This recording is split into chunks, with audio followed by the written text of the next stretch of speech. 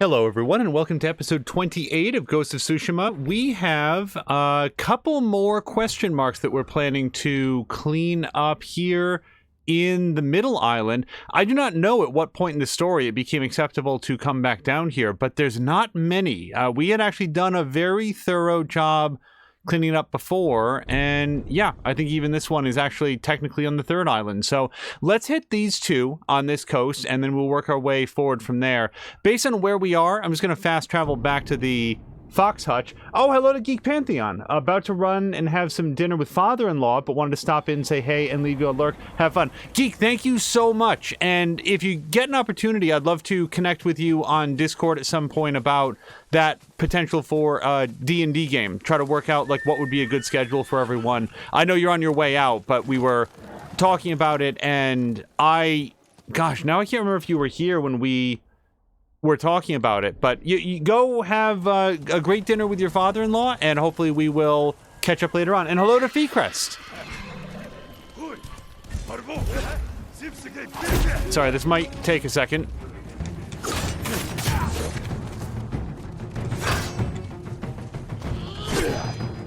I don't want to go this way.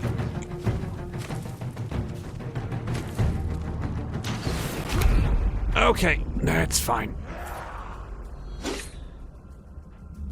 Now, I can heal to get rid of the poison, but, okay, so that was a bad... I was hoping that I could run it off, but of course he gets... Nope, nope. We all know how this ends.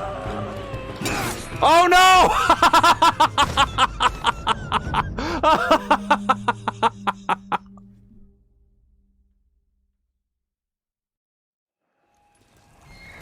We're off to a great start so far. Oh my goodness, hoisted by my own petard.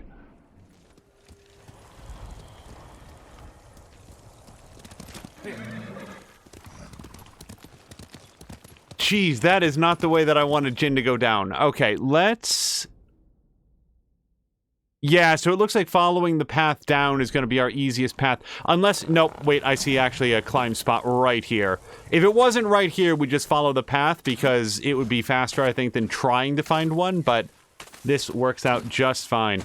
Jin, I officially say, and I'm not actually advocating for this, needs a hang glider similar to Breath of the Wild. That would really open up the...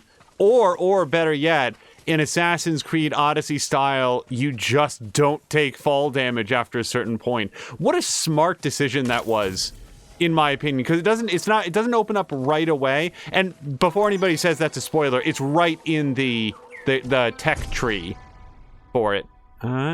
Okay. Boy, black and yellow. That's a daring choice. Can't say I'm against it though. Yeah, you know what? Let's do black and yellow. And we wore this blue suit around a whole bunch last stream, so let's switch it up. Let's go with yellow. But the pale and bright yellow don't really go together, though, do they? How about this? Azric, hello to you. I hope that you... well, we were interacting at least a bit in Mia's stream earlier today. And yeah, there was some conversation in there about time to beat. I don't think that Mia is with us at this time. I will say that I don't think I've ever come anywhere near beating something in the amount of time outlined on... Whoops.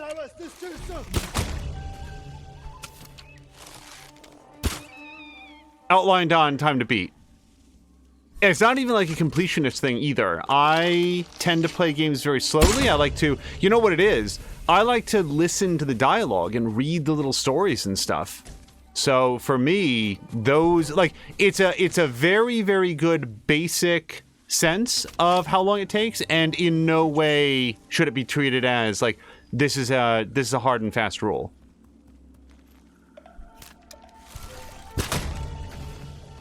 Oh, I'm gonna steal this guy's horse. This is the nicest horse I've seen since Sora.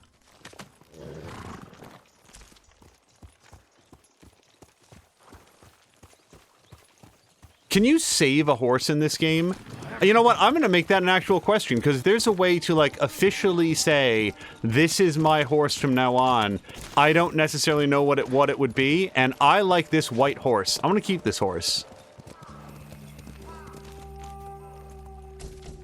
It could just be that riding it makes it Jin's. I think it's more likely that I'm just going to go back to some sort of generic brown horse after this.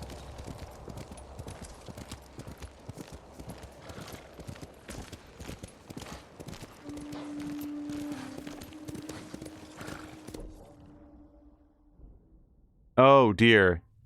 Yeah, this is a big cliff, isn't it? On the map. Alright, well, let's ride along, and if we find a fast way up, hurrah, and if we don't, then we don't. Also, so, we actually did some looking up after the last episode of Ghost of Tsushima, because I really was very curious what those water hammers were about. So it turns out that Japanese water hammers are a real thing. I will not attempt to pronounce what they are. I'm gonna lose my white horse. Hold on a second. Trouble is, I really want these guys dead. Straw Hats and I don't get along, not anymore.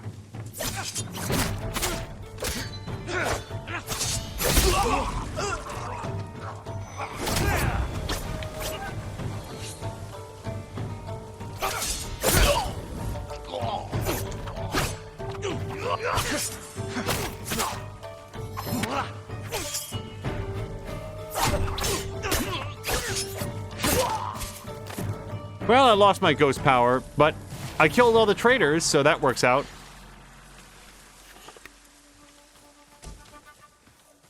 So, Japanese water hammers.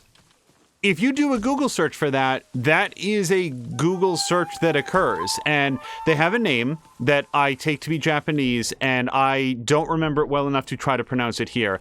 But apparently Japanese water hammers are... Let's see what horse I get. No, where's my white horse? Did he run off? I think he took off. Oh, I was really hoping he'd stick around. Well, such is life. Apparently Japanese water hammers are, I don't want to say commonplace, but a staple, like a thing that will occur in Japanese gardens. And at first they were there to mimic the sound of human activity and to sort of spook predators and sort of like a herbivores, not so much predators, but wild animals into staying out of the garden. Over time, the sound of them became more sort of an aesthetic choice, and it was just sort of like, oh, we like this, and it's sort of become part of our culture now. So I thought that was pretty cool. I'm wondering, is it possible that the big, heavy water hammers that we saw in our previous episode of Ghost of Tsushima were those designed to keep predators away? You know, this is sort of a remote village. They're out, like, picking the plants to make into the dye, and that loud thumping was to say to animals, hey, stay away from here. Because honestly, aside from what we looked up, I couldn't find any other reason for those specific things to exist, and the ones that we found here in the video game didn't have anything next to them. There were no baskets, there were no bags, there were no crates. They didn't seem to be there for any reason other than to potentially make sound. So I'm kind of wondering if that's what they were there for. If anybody knows, I would earnestly be very interested in the answer. So I think we have a lighthouse to light.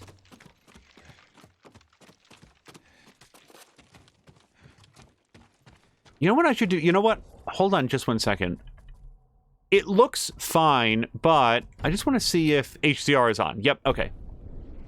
I believed that it was, but it just occurred to me that we didn't actually double check. We had it off for the previous episode. Hello to Mia. Mia just did a very, very fun... Yep, hold on. A very, very fun Grand Theft Auto 5 stream, which I very much enjoyed.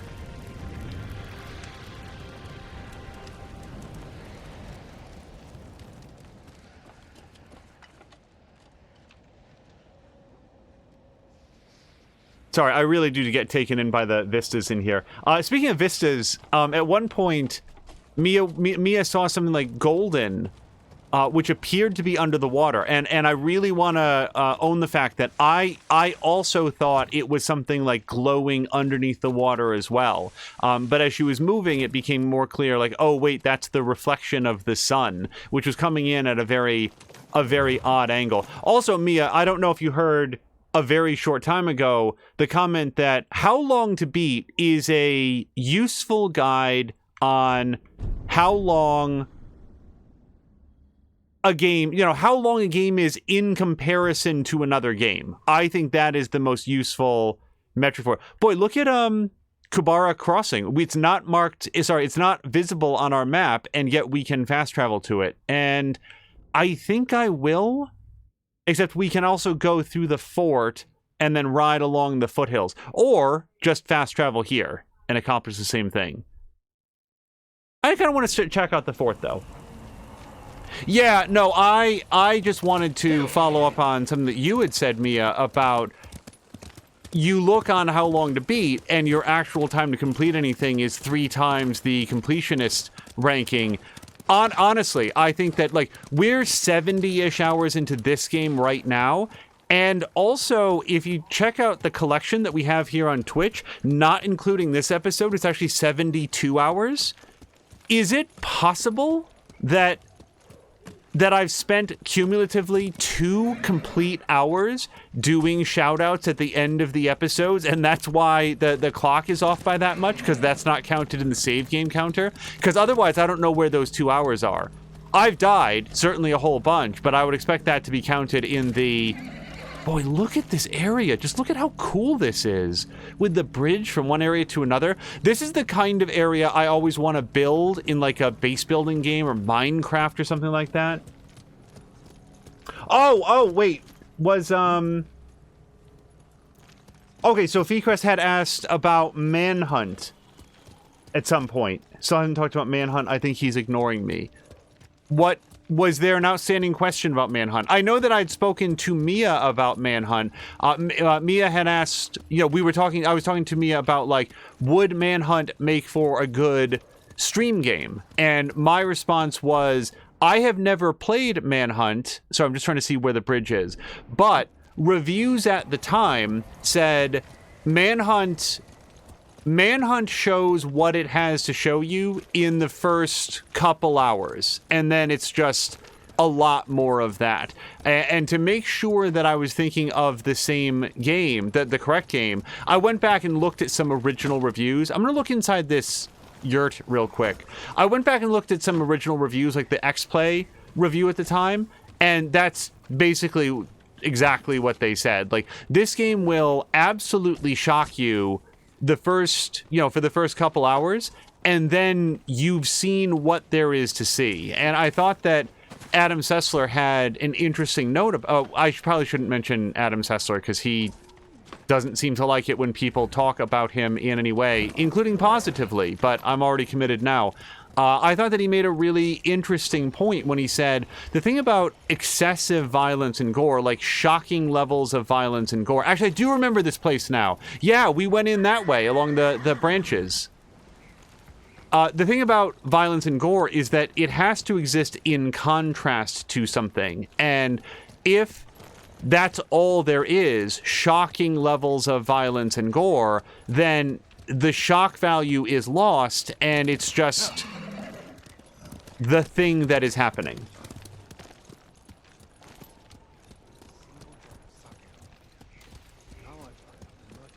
But all of that said, will Manhunt make for an interesting stream game?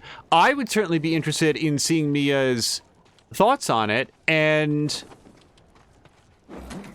I think my thought was more about, like, will it be good for, like, will she want to be doing episode 10 of Manhunt, episode 15 of Manhunt? I think that it would make a really good exhibition stream, and then, of course, continue to play it for as long as it is fun.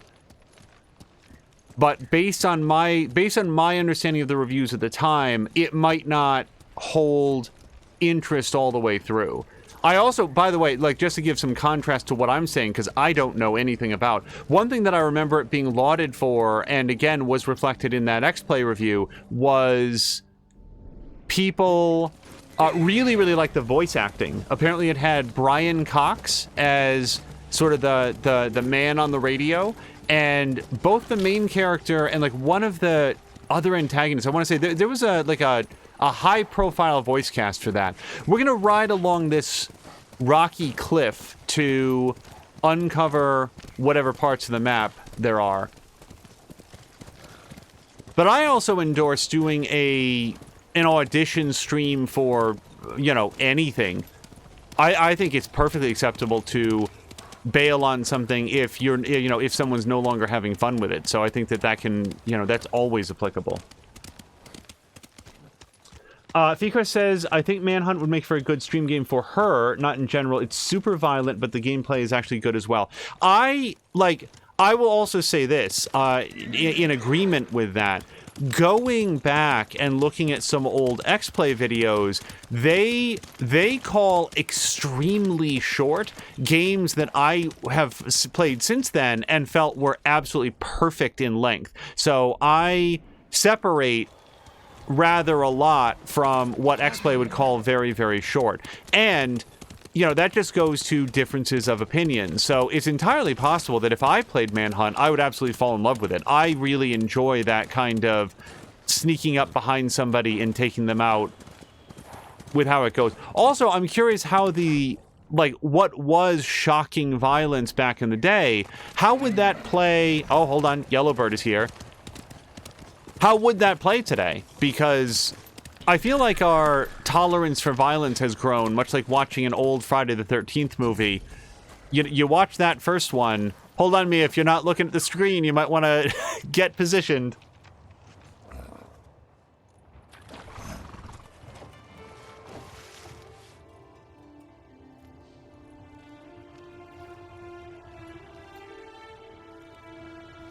So I'm pretty sure we've already done Mongol invaders. You could have been here right now, Rizzo.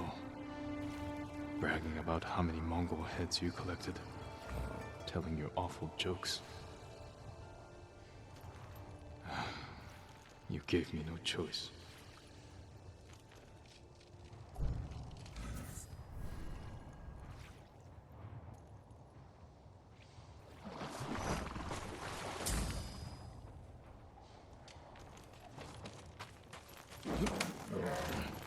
I'm still bummed that I lost that white horse. They just did the Game Awards. Did this game win, like, Best Environmental Direction or Best In-Game Lighting or anything? Because it really deserved to.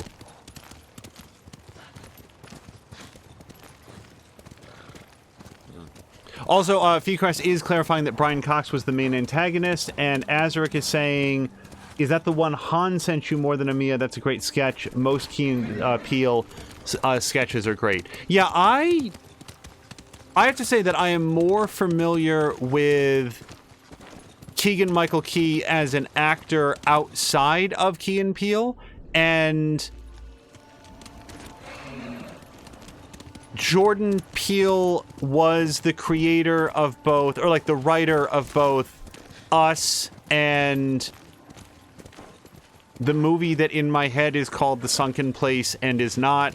That one was Get Out.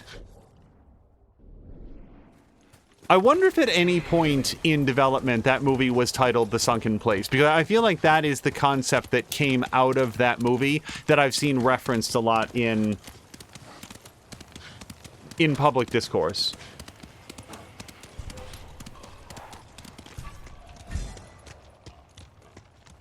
All right, if those pigs want to take off, we're going to let them go. So, but if we wanted to... So, another point that Feecrest is making is that Manhunt won't run on modern Windows. And my question there is, does it exist on good old games? Because if it's sold on good old games for the PC, they, as far as I know, guarantee Windows 10 compatibility.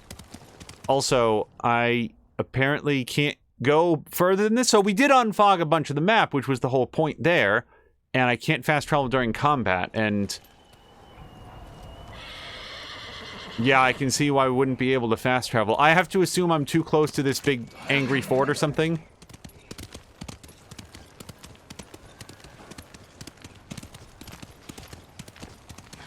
Yeah, I would say check to see if, and I do feel like it's a long shot, but do check to see if Manhunt is available on Good Old Games, GOG.com. Because if it's there, they have patched it or otherwise gotten it like some sort of emulator that's just baked into the exe that will, that should allow it to run properly. Oh, Fikra says it's not on GOG. That is a shame.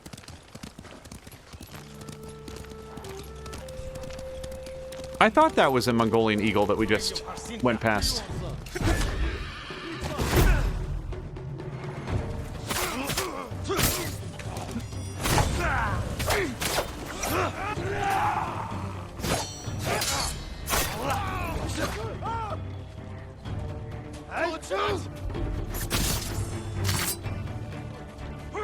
Oh!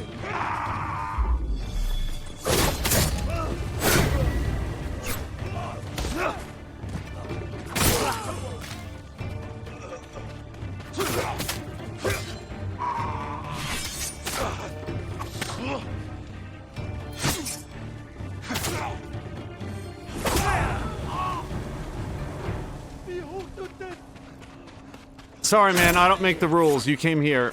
Whoops, that was way too many swings. Oh, hello to Samalander. You're going to be all right. Hold on, we got dialogue here, but I want to talk about FTL. Thank you, Lord Sakai. You're safe now. I'd be honored if you had this.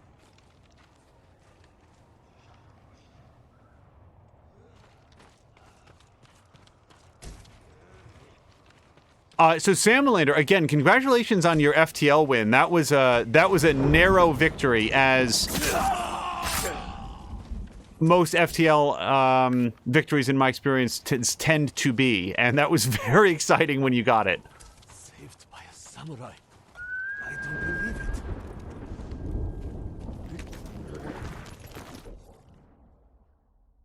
This is somehow exactly the opposite way from where I thought I was traveling. Wait a second. Yeah, I want to perfectly turn around and then take my first right. I'd given up hope, my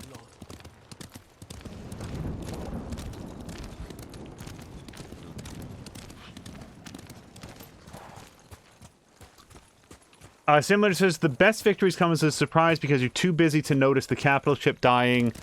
Hello to Patikin.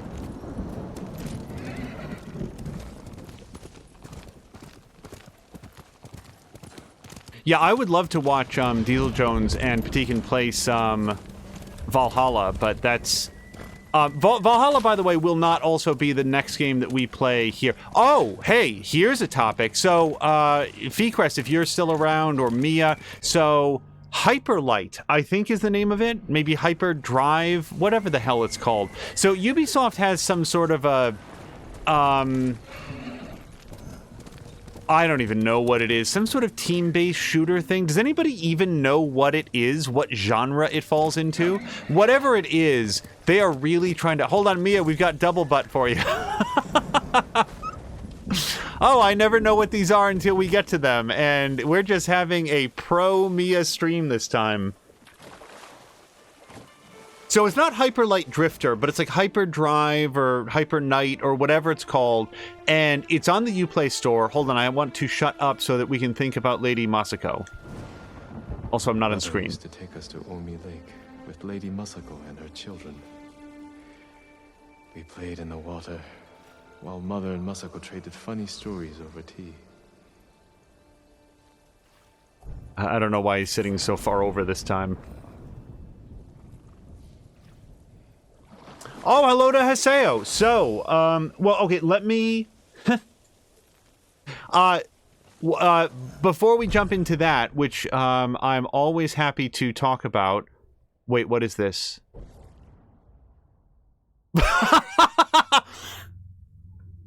Mia, we have a new outfit. I am not turning it around either. Nope. Wait, what were the benefits to it? Running and sprinting no longer create noise. Well... okay. Recenter. I have to imagine that that means that we have now successfully gotten all of the bads that there are to get. So, what I'm going to do is I'm going to set a course for this, and we're going to sort of cut a big wide path across Endless Forest. And while we go, I will both answer Haseo's question. And Haseo, it's great to see you back on Twitch. I know that you were off for a few days and you had a nice trip, but it's awesome to have you back. And I hope that you are headed into a wonderful holiday season. We'll get to spend a lot more time in the days to come as we head out towards the end of 2020. Boy, this was Endless Forest, huh? Yikes. But before we wander too far afield, so Ubisoft has some game that they really want to make happen, and they had a whole bunch of emotes that were on Twitch earlier in the year, and you know, they were unlocking for people. But here's the reason that I'm talking about it right now. Right now, apparently you can get a $10 off coupon on Ubisoft's online store if on the PC specifically, it has to be PC, you download and play their Hyperdrive game. And I mentioned this to Mia and to Feecrest, and we've got a few days to do it. If you guys wanted to jump in and check it out as a team, I would be well happy to join in that. And more, if anybody else wants to give it a shot together. I'm figuring that I'd want to play for at least an hour to make certain that I, like, appeared on their servers or whatever. So probably jump in, play it for an hour, and then at the end, there's, like, a thing that you can click to get a $10 coupon. And the reason that I think this is interesting is that it actually does work on all of their current releases, including things like Immortals Phoenix Rising and Assassin's Creed Valhalla and Watch Dogs Legion. So it's a nice way to get $10 off if you were planning to Hyperscape. Boy, I was off. Thank you to Chivalry. Oh, Azaric. Yeah, no, we're always happy to help signal boost and retweet for people when it's something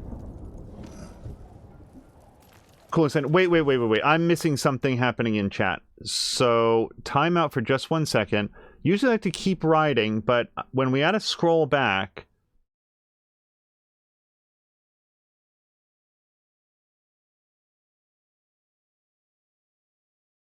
Okay, because Mia's saying...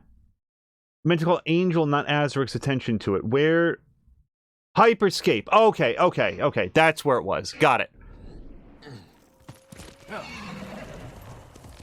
So yeah, if anybody was planning to make any purchases on the Ubisoft PC store, this is... or you have to play the game on PC. I don't know if the coupon can be applied to, like, a console game. But the point is...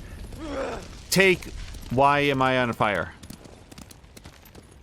Wasn't that close to it. Also, I thought I saw Green Firefly come out. Yep. Hold on a second. Yeah, Firefly wants me to go this way, and Jin seems to take a lot of damage if he rides near the fire, so let's just get to... Ah, there we go. We found a flag. Thank you, Firefly.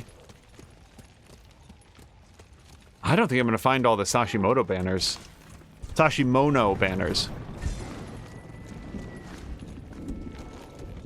So Mia had tried to tag me and got Azric instead. Mia, that happens all the time when one of us is trying to at you in your streams and Mormaru is also in there. More than Amiya and Mormaru. Mormaru takes precedence for some reason, and on a couple of occasions there have been... Whoops, accidentally tagged Mormaru on something that had been intended for you.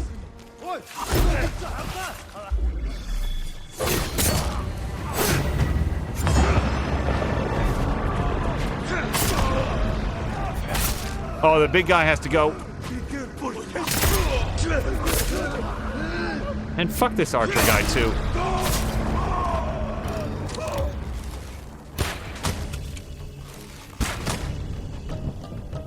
That's the whole crew? Everyone's dead. Alright. I figured we were gonna lose that ghost mode if I didn't use it on something, so why not put it to maximum effect against a wandering crew of Mongolians?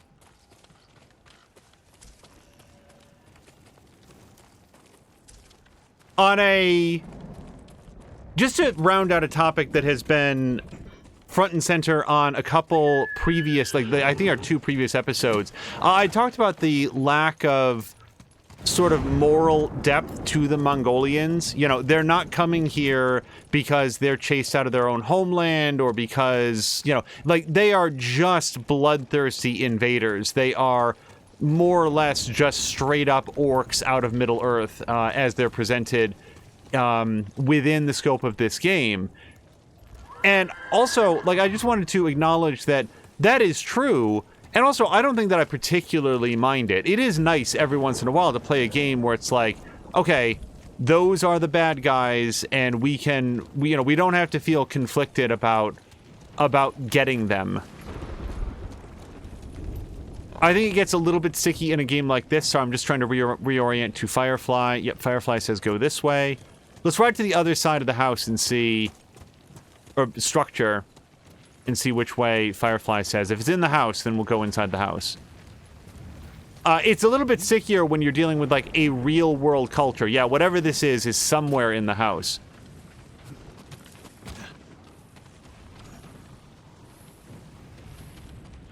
You know, I'm not sure that people who... Ooh, hold on. Found the record right away. At first, I thought I was dreaming. I've often found myself waking in the morning far from my bed without any idea how I got there. So when I woke to see the sacred Yorishiro tree in flames, I thought it was a nightmare. But it's real. The entire forest is burning. There's nowhere to run. This too will burn in the fire, and so I write my final wish. I loved you all my life, Terute, but I could never work up the courage to tell you. Perhaps the wind will carry these ashes to you, and you'll hear my final wish whispered to you in the tall grass. It's a shame that we don't get a mission now to bring that. Like, it didn't burn up in the fire, and the person that wrote that may have perished, but given all the other stuff that Jin does on sort of a routine basis... Oh, I can go up into the hatch. That's cool. So, some of the menial chores that Jin will deign to do, I wouldn't mind delivering the last lost love letter of some guy who probably passed away here. I suppose it doesn't... Well, we don't know the situation. I was about to say, I suppose it doesn't do much for the person that we are delivering it to, because the 2 modes... You would think... So, like, the person that we deliver it to... There's only 2 responses to a letter like that I can envision right now. A, oh my god, I can't believe he never told me and now he's dead and we'll never have an opportunity to explore what could have been. Or B, I don't care at all. Like, I don't... I mean, there's probably a lot of gradations between those 2 points, but it feels like a letter like that is not going to make the person who receives it feel better in any way. Oh, this is entirely... Yeah, I don't think we had that unveiled before. Not that it shouldn't be delivered. You know, it's not for Jin to decide. Clearly the person who passed away would have wanted it to be, you know, put into the hands of the person that he intended it for. Anyway, it's not a quest, so this is just me sort of thinking out loud about a quest design that could have been.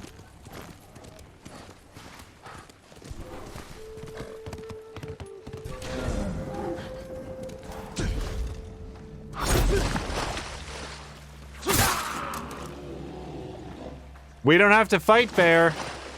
I don't need your hide, and you don't need none of what I have, so let's just agree to go our separate ways. Nope. Horse. No, horse.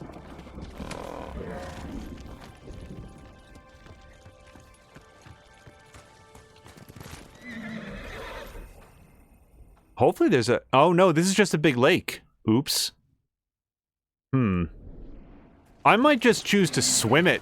It feels like that would be faster than... Wait, no, this might be shallow enough. This looks shallow enough. So if Mia's still near the the keyboard, I am curious where her level of tolerance is for... Oh, hold on. For Dragon Quest Inquisition, because that game is dirt cheap on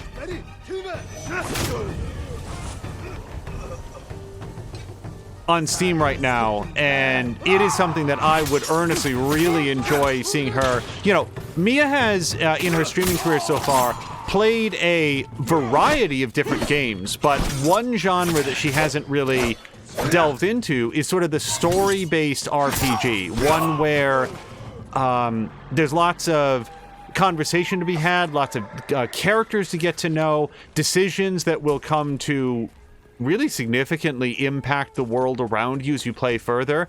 And I'm not sure that I can think of an example in the genre that would be as approachable as Dragon Quest Inquisition. And the version on Steam right now is $10 all in. That's all the DLC and everything. And I am having a very difficult time not clicking the buy button to give to Mia. Alec Nax is still near the keyboard. What's the format of it? The keyboard? Hopefully US American. And also hello to Alec Nax, who is saying that he's still waiting for one of us to play Dark Souls, Sekiro, or Bloodborne. I mean, of the set, I am most likely to play Sekiro, and as we were just talking about Manhunt, most likely to say, hi, everyone. Welcome to episode 1 of 1 for Sekiro. Let's see how this goes. And maybe I would really get into it. I do like ninja samurai stuff. I like Ninja Gaiden. I don't know where I'm going. That was not the critical strike I was expecting.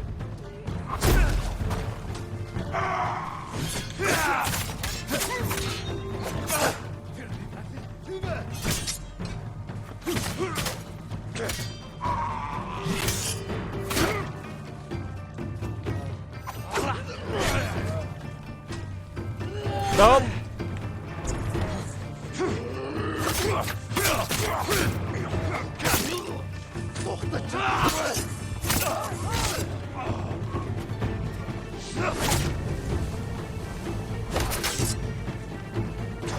Okay, that was my second death boot that he skipped.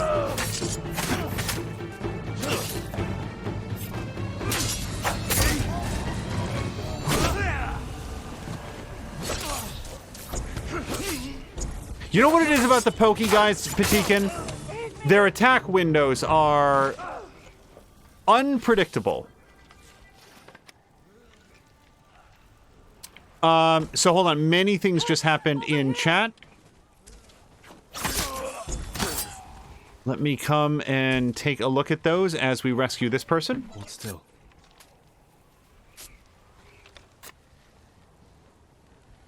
They almost killed me, my lord. Thank you. You're free. Find a safe place to hide.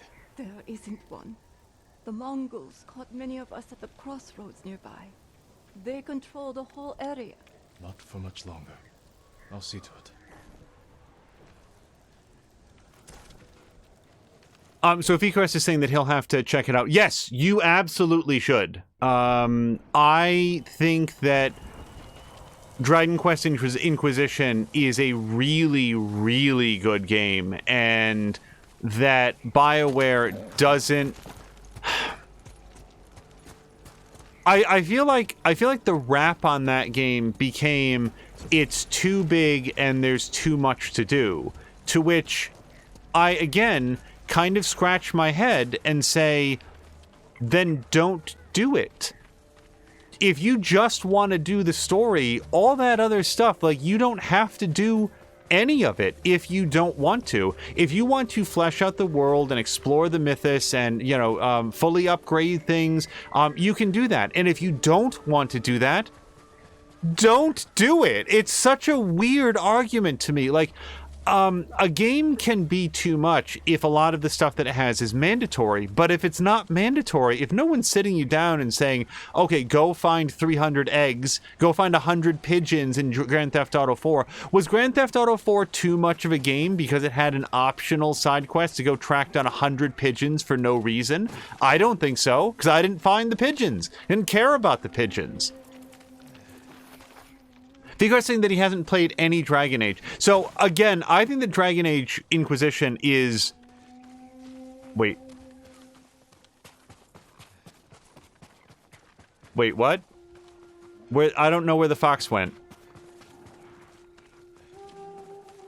And presumably the rest of this way, except this just leads...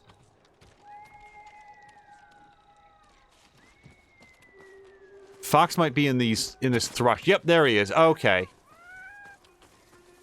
Dragon Age Inquisition is easily, I think, the most approachable of the three Dragon Age games that there are. Some people might say... it bears over there. Some people might say Dragon Age 2, but my response to that is that Dragon Age 2 was a very bad game that I disliked intensely, so I don't recommend it to people. Dragon Age Inquisition is very good.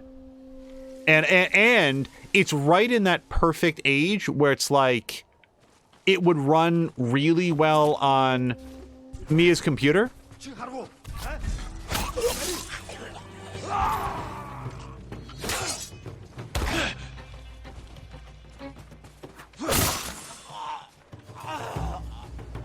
All right, did you have any friends?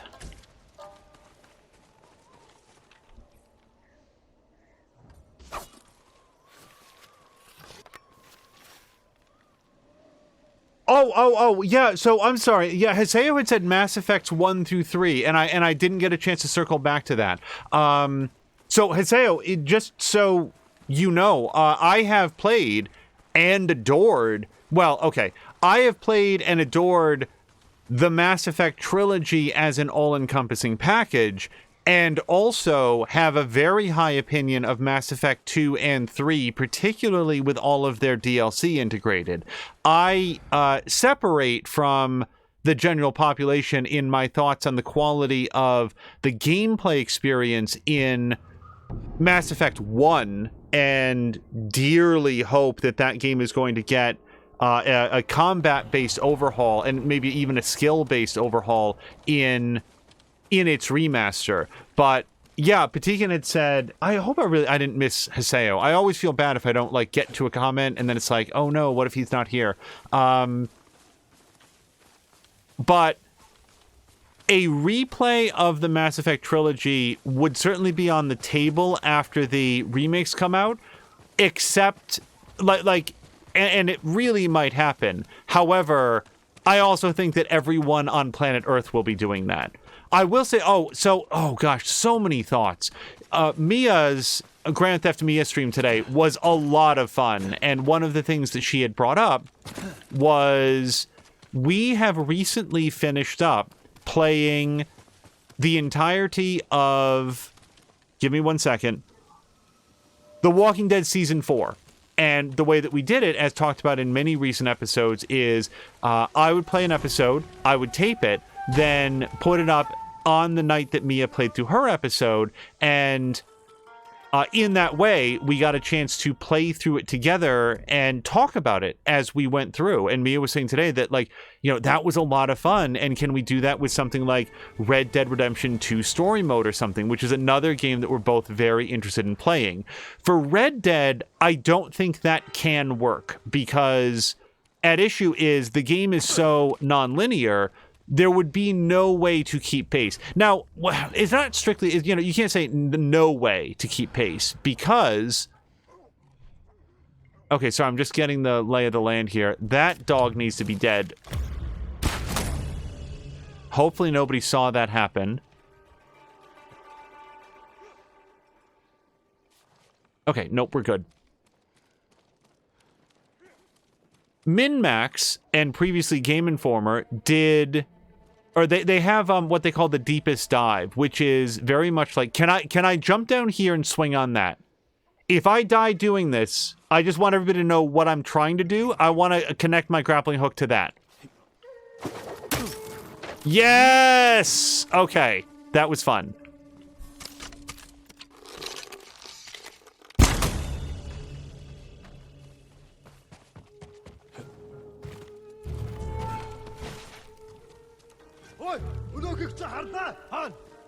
Oh boy.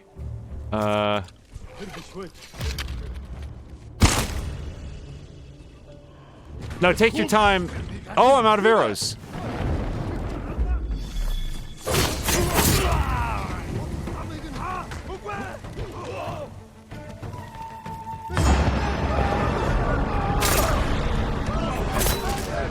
Sorry, we'll continue talking about Deepest Dive in just a second.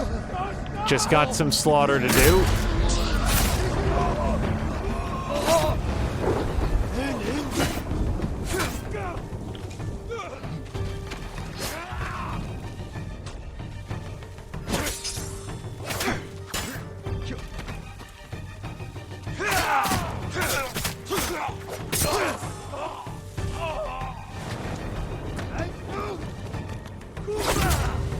Oh, I hit both of them. I love it every time that happens. Oh, that wasn't the way to get stabbed, Jin.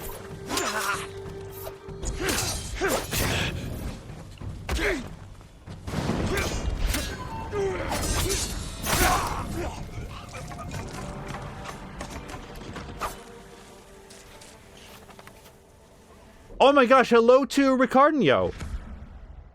Yep, hey Ricardinho, I hope that you have had a great weekend so far. Let me just catch up briefly on the topics in chat. Vcrest is saying that Dragon Age would be right in his wheelhouse. It really would. I think that you will enjoy it a great deal. Alec says that I should get the Legendary Edition when it comes out, even if it's just to see the graphics, and yes, it's getting a big old overhaul. Alec I will definitely be checking it out. The question is, will it be worthwhile doing on stream? I will say this, you know, without... Yeah, there's no spoilers in saying this. As far as I'm concerned, Canonical Shepherd is a pretty hardcore, renegade with occasional bouts of Paragon where it would be appropriate based on good old-fashioned human mercy, kindness, professionalism, and so forth. I really think that Renegade Shepherd, as voiced by Jennifer Hale, is the way to go. But that's just my thoughts on it. I think that, in other words, actually, let me walk back that comment to say, I think that more than most BioWare games, Mass Effect really benefits from choosing not to min-max your ethics or approach or whatever you want to call that system, the Paragon Renegade system. Instead of just doggedly saying, I will always choose Paragon, I will always choose Renegade, to do what feels right for your character, because I feel like the story consequences are infinitely more interesting if you treat it more like a narrative adventure and less like Knights of the Old Republic, where there was a material reward for maxing out your light side or dark side, which incidentally is not true in Mass Effect. There's no... I think you get like some 5% discount at shops or something if you completely max out one over the other. And believe me, you're never gonna miss it. That's not a game with a sophisticated economy. Alec Nats is asking, is that my canon or the overall canon? That is my personal canon.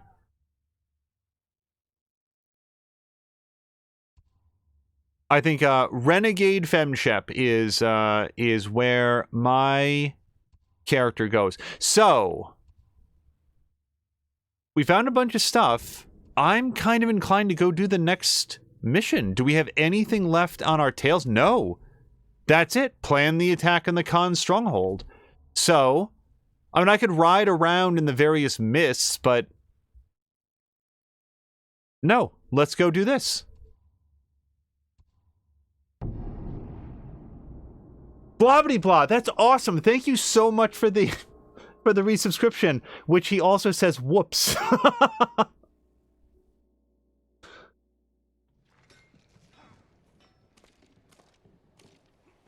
Alex is saying Paragon is easiest to get and it's near impossible to balance them out. Oh, yeah, no, for sure. My bar was in no way balanced. It's just I tried a straight Paragon playthrough of the first game. I tried a straight Renegade playthrough of the first game.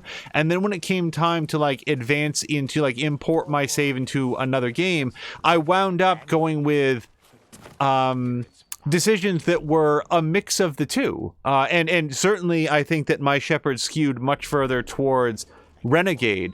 But I think that, you know, striving for a specific balance is just not the way that game is designed, and that is to its benefit. It is a better game for that, because a lot of BioWare's previous games were very much about, like, kind of want to switch back to red. I really like his red outfit here. It's been a while since we've done white, though. Yeah, Alec Nice, what's interesting is that in almost every RPG where there's moral choices to make, I also tend to go towards, like, good. I like playing good characters. I don't enjoy playing evil dipshits. But Mass Effect was different in that it's not a choice between good and evil. It's more a choice between, do you want to be, Christ, I don't know, Elliot Ness or Jack Bauer. I'm trying to think of, like, a really straight-laced, like Clark Kent, or you know, you're always doing good things, but what's the attitude that you're going to, well, not always. Anyway, let's talk to Yuna. How are the others?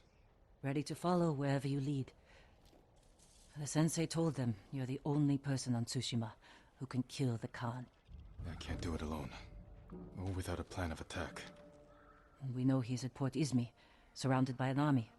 We need to know the weakness in their defense, how to get past them, and where to find the Khan. Sounds like we need a hawk's view of the place. I know where we can get one. We'll have cover of darkness if we leave now.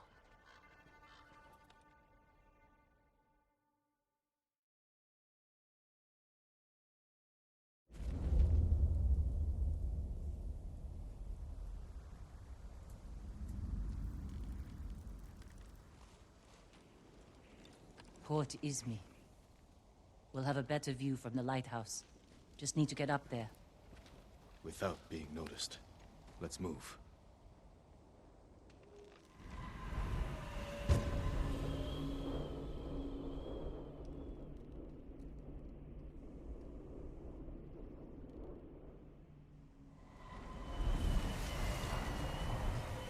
Why would the Khan come up here? He'll sail for our mainland. Okay, wait. We're going to get the rest of that conversation, but when one of the objectives is don't get noticed, then we're going to go into our... we've got a couple different... Yeah, Ghost Armor reduces enemy detection speed by 40%, which is even better than the other. And if we go in here, we can... No, actually, I really like all the stuff that we have here. Yeah. Attack it, just like you did here. This is our last chance to stop him. Move closer to the lighthouse. Where is... Oh, that lighthouse, I think. That one, I'm guessing?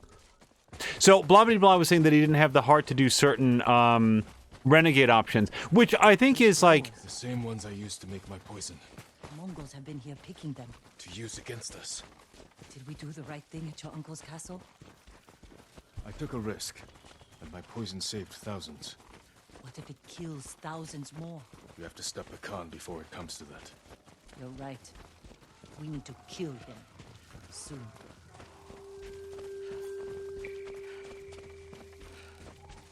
Mia is very strongly voting for...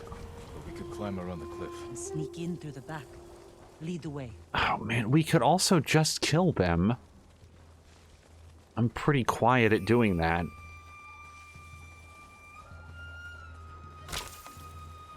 Yeah, they're like, without going into details, like I could give you guys a detailed breakdown of a lot of the Paragon options that I wound up going with. Oh, that I honestly thought that was Yuna.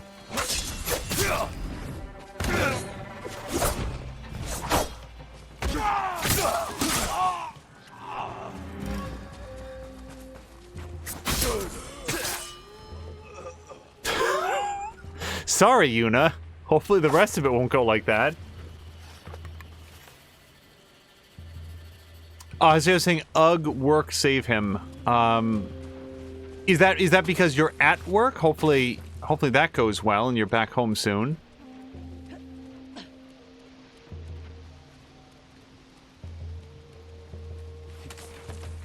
But yeah, a straight a straight Renegade playthrough all the way through, I did not enjoy very much. But mixing up with like, here's what I feel my Shepherd would have done canonically, I think made for a very interesting playthrough. Don't roll off the cliff. Okay.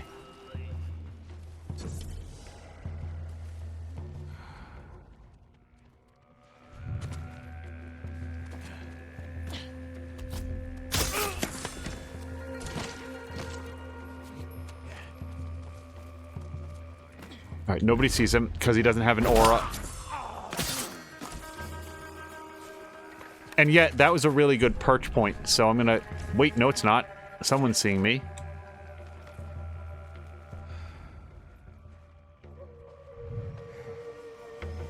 Bobby was saying Mass Effect 5 is on the way, so we'll see your Paragon options in the near future.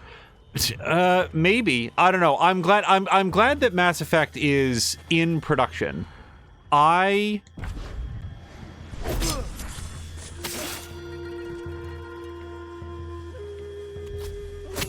will withhold judgment until I see what it is that they wind up doing with it. Because, like, there's been rumors that they wanted to make a game out of, like, the first Contact War and stuff. And I just... Maybe that could be cool. It seems a little bit... Like... We know how that ends, and it seems like a really shallow conflict in comparison with all the things in, like, the mainline Mass Effect trilogy. So, and like, maybe it's a sequel to those events somehow? I don't know how that would work, given the various endings that... Uh-oh. That guy had an aura in the seconds before I killed him. Alright.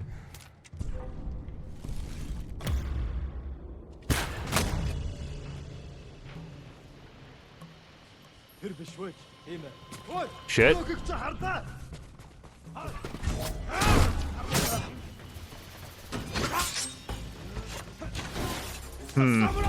Yep, I was seen. Gosh darn it. Bob was saying that from the trailer, it seems like it happens after the war and after... Yeah, I will... Like I said, I'll be interested to see what that is. I was very excited for Mass Effect Andromeda. I enjoyed Andromeda, I would say, significantly more than most people.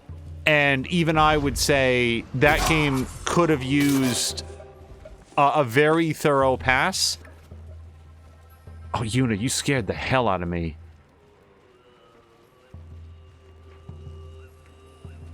Here's the number one thing I think about Andromeda when I think about where it failed to live up to expectations for me personally. To say this in, you know, without any spoilers attached, the thing with Andromeda is that they went a very, very long way to be in a new location, and somehow, story-wise, wound up just bringing along all of the same stuff, all the same problems, all the same conversations. There was a lot of... So, what do I do with this guy if I can't kill him because there's another guy coming up this way? I suppose what I do is I shoot them both in very rapid succession.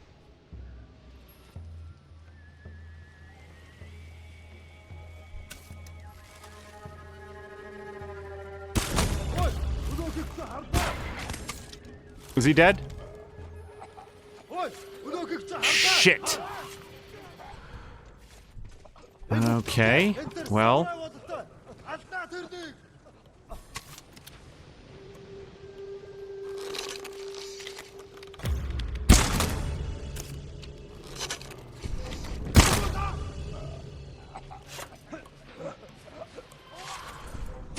I don't think this is how I'm supposed to be doing this mission.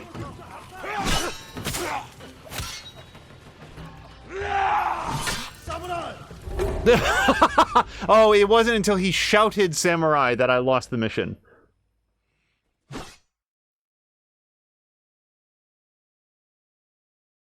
But Deacon's saying another reason that a game only needs one ending, he hates games where it has too many. So, I'm sure that Patikin will have his own take on this, Mia, but I think that one of the things is that when there's multiple endings to a game, then in any sequel or any advancement on that, you know, that comes afterwards, you have to account for multiple different starting points. You know, the ending that you get can never be too impactful. Oh, this is great. Did I just lose it right there? They always have to find a way to write around the existence of multiple endings in a way that doesn't discount one over another, because then the players that took that ending will feel slighted. It messes with too many things, yeah. Imagine, like, to draw a very different sort of pop culture idea. Imagine if somehow there were numerous different equal endings to Empire Strikes Back, and 50% of the time, Luke Skywalker never discovers the identity of his father.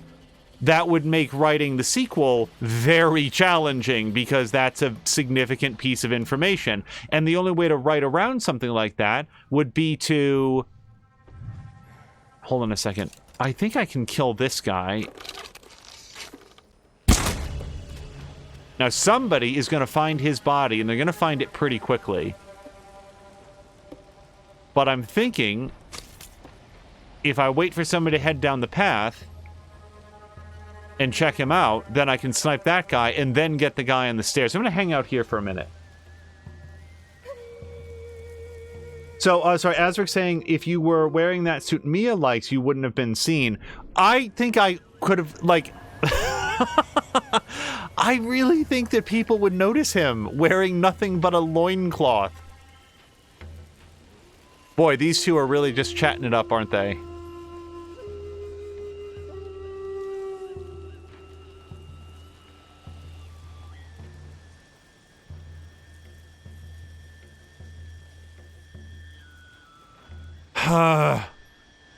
Is there a different way in? Oh, you know what? You know what? What am I even thinking? Why have I forsaken my wind chimes?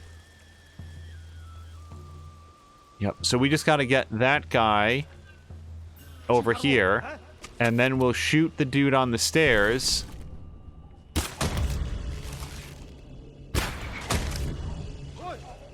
You've gotta be kidding me!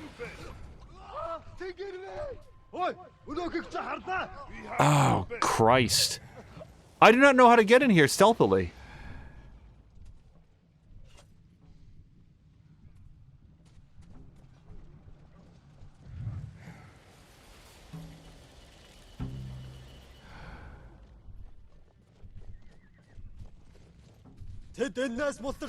Okay, well, then I'm gonna throw a big bomb at them.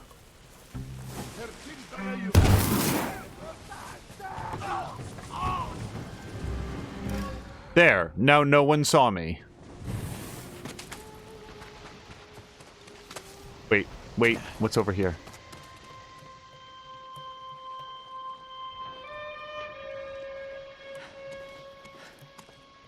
What's in all these barrels? Supplies? Flowers. Poison. One barrel holds enough to kill hundreds. Khan will use this against the mainland. We can't let him leave Tsushima. We'll scout Port Izumi from the top of the lighthouse. Right behind you. Sorry, Yuna.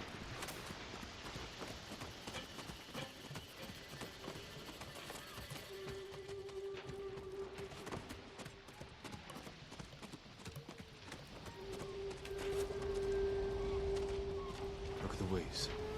They're flat. The kind you see before a storm.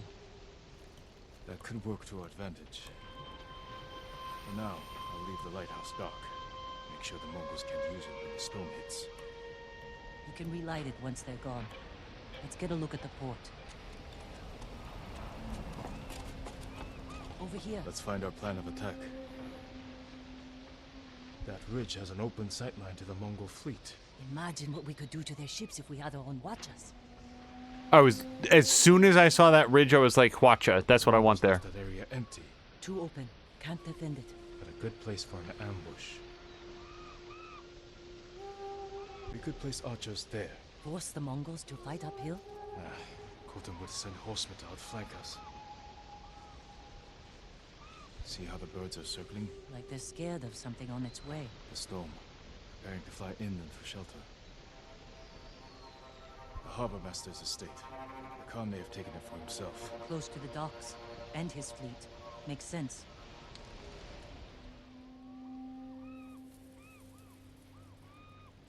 The Khan is almost ready to sail for our mainland. With ships full of men, explosives, and my poison. If we don't stop him here, the shogunate will fall. The storm is our key to beating him. When it comes, the Khan will have to shelter his fleet in the bay. That's when we strike. Destroy his ships and everything on them. To do this, we'll need Mongol weapons. A simple task for a master thief. We'll need fighters too. A small force could distract the Mongols, while I get inside Port Izumi and kill the Khan. It could work. Let's get back to Jokaku and prepare.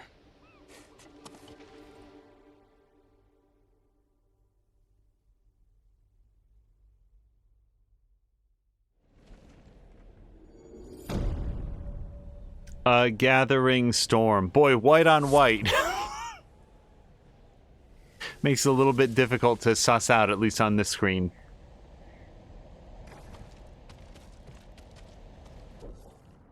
So is this Jito or Hito? I'm not sure how that be, or Yito for that matter. When the next storm hits, we will attack Khotan Khan. We may not succeed, but with the right help, we may stand a chance. I should check on Yuna at Jogaku Temple to make our preparations. And, like, yeah, man, like, that's it, right? I mean, I can ride around blindly, but no, let's just go do the thing. Yito. Okay. Patikin's saying that the correct pronunciation is Yito. Oh, wait. I've got to go to the gift altar, please.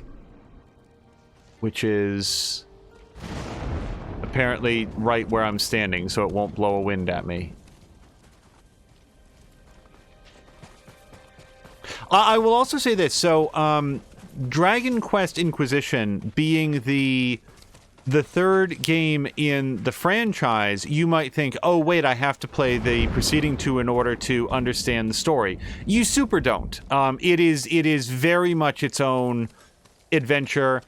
There are many callbacks to the previous games, but they're callbacks. They're not critical plot elements. And you just sort of, like, roll with it, and it's fine. There are elements of, like, how the world is. Well, I kind of want to see Venerable Spirit. Oh, it's different facial hair. I don't like it as much as my mustache one, though. Someone will never defeat the Mongols in the armor. I've got some good news. How are the plans coming? Kenji found where we can steal watchers from the Mongols. I'm heading there now. That's a good start. But we need more fighters. No. My uncle wants the Khan dead as much as we do. He'll join our attack. He'll throw you in prison. I'll write him a message. Leave it in his quarters. In a castle full of samurai. I'll be gone before they know I was there.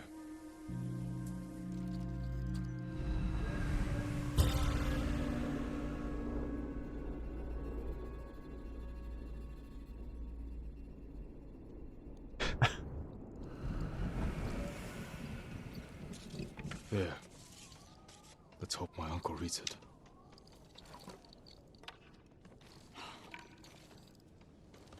I'm not letting you leave without a good horse. I would love a good horse. Do I get to choose one? Replace what you lost. But give one of these a chance.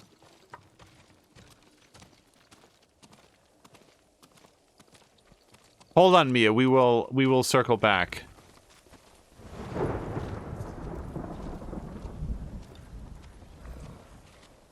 Choose your horse. I'm going to choose the white one. I just want to look at him. Yeah, we're definitely choosing the white one. Oh, will it game for the entire journey? Are you sure about that? Because I feel like it's been false advertising. But yes, white horse.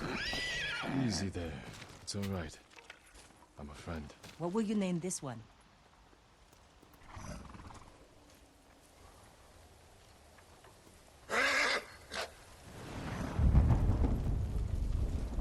A white horse named Shadow is too stupid. I can't. So we can go with Nobu or Kaze. Of the two. Swift as the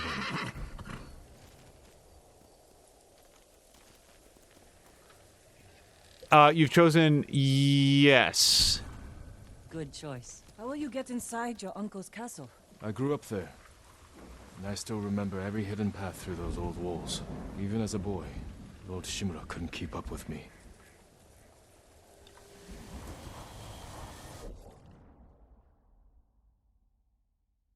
Okay, before we go, Mia desperately wants for the final cutscene of this game to involve Jin.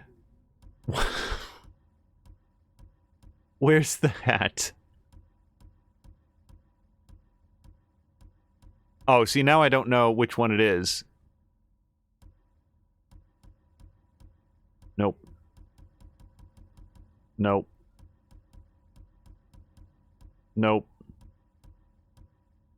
Well, Patikin would vote for this. There we go. Yeah, won't this make a really dramatic... Oh, wouldn't it be great to finish out the whole game, our 75-hour journey with Jin Sakai, having a battle with Kotenkan dressed like this? Wouldn't that be a great way to end? And no, I am not doing it. We are not ending the game with that. Mia will have ample opportunity when she plays Saints Row, particularly 3 and 4, to dress her character any way she wants, and it will be fully respected and shown in the cutscenes, and and it will be delightful. But I am not finishing out Jin's very emotional journey of dedication, betrayal, failed adoption, and family honor, and everything else, dressed like a villain from The Tick. I just can't. You'll also notice that Jin faced the camera during all the time that he was wearing his loincloth. We don't need to see what's on the other side of that.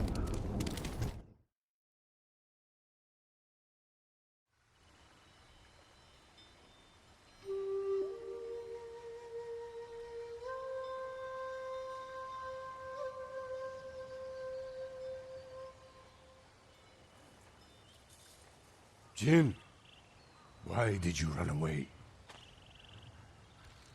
I wanted to catch an eel for your dinner. Were you planning to catch it with your bare hands? Ryuzo said you'd get rid of me as soon as you had a son of your own. Jin, come here. Your friend is wrong. The path ahead may take a lifetime, but I will walk it with you. Always.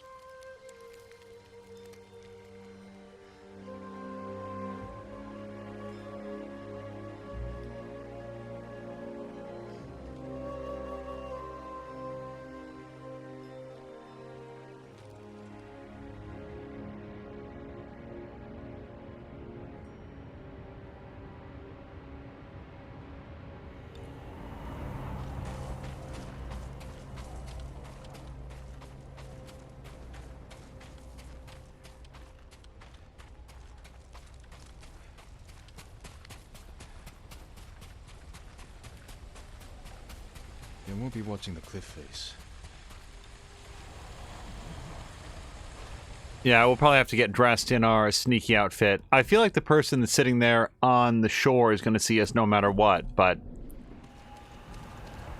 And I'm certainly not going to shoot some dude who's just sitting there fishing. Cooler than last time. Also, he is very inattentive, which works for me.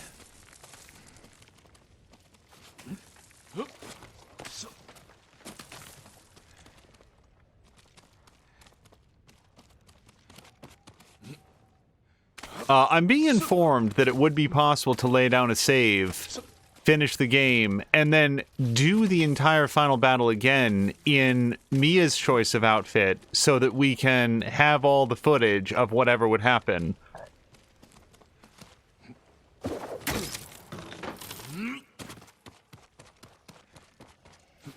We've done the whole game so far in a single save, but we could add a second one. Attack the gods. It will prove I'm the monster they think I am. Yeah, no, we don't want to kill any Japanese soldiers at all. How can I condemn Tomoe for doing that if I then go ahead and do it myself? Son of a bitch. Sorry, the chat keeps reconnecting.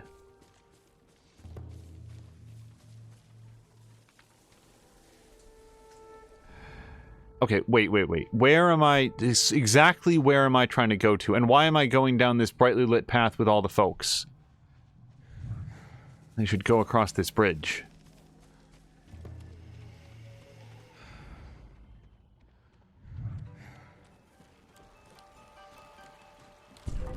Uh-oh. Hold on.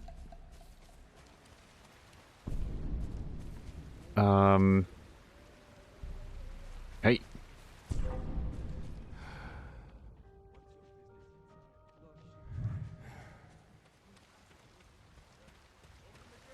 Yeah, I think those guards are going to continue down this way, and...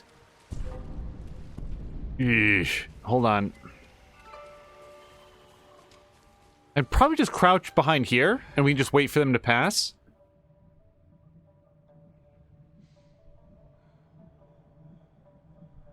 Sam Leonard's saying that for stream games, he has approximately 1 save per stream.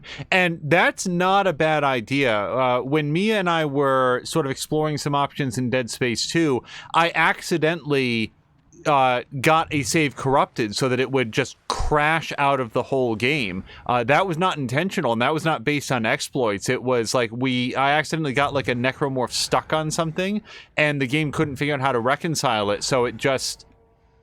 I'm headed the right direction, though, right? Because the wind is blowing the opposite way than I'm going. And also, nope, I don't want to get seen. And one of the things that I noted to Mia is, imagine if I had done this on your only save.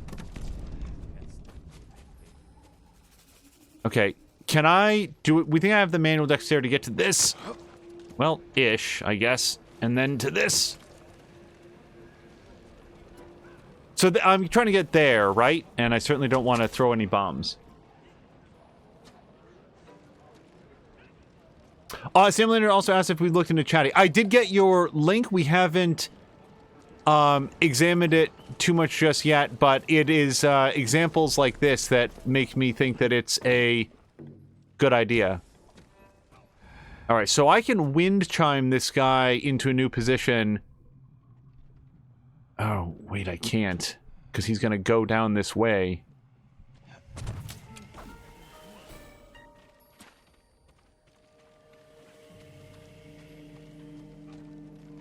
Okay, no big deal.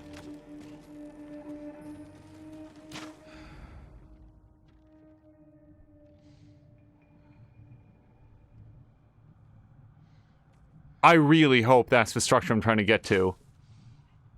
Or is it... Wait, is it that big thing over there? Christ. Where am I trying to go? That way. Okay, so it's not that one. All right. Well, I can work with that. Looks like we've got a pretty straight shot across this courtyard.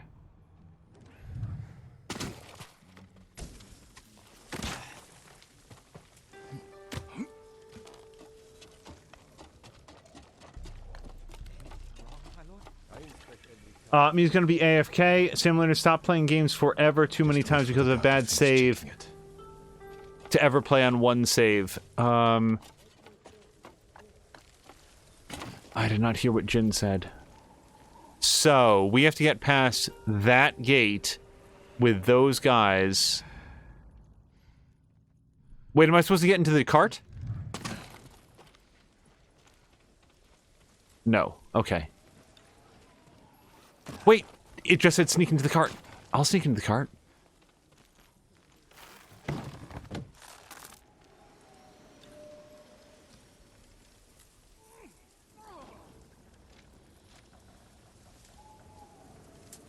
There is a separation here in that in this game there is also an autosave. So technically there's been 2 saves running through, but depending on the game, I'll usually rotate between 3 different saves, usually at intervals of 2 or 3 hours. The Mongols turned the Straw Hats against us. You can't be sure who to trust. But we're not warriors. We're merchants. Remember old Arataro? The silk trader? I hear he got some of the ghost's poison and used it on Lady Kina. She was his only business rival. Now she's a bloated corpse. Poison made her bleed from her mouth. That's why they search our cart. Who knows what we might be bringing? I would never hurt Lord Shimura. Me neither. That's just how things are now.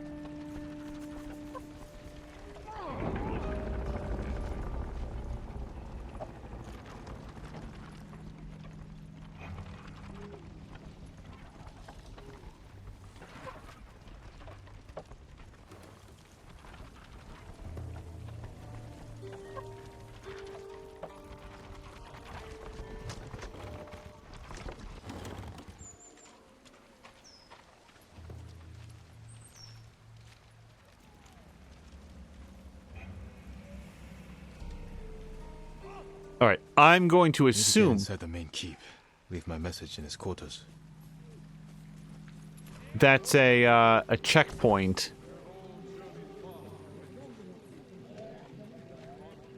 All right, so we can't get up on top of that water. Sorry, on top of that wall. That's what sharp spikes means. We're gonna have to wind chime. No, we're not.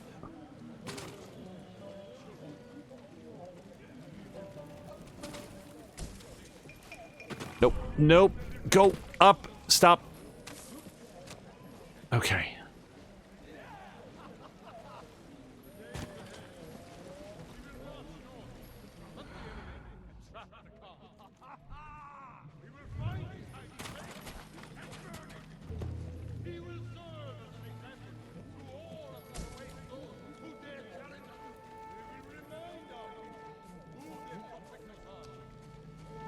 Oh, and look at that.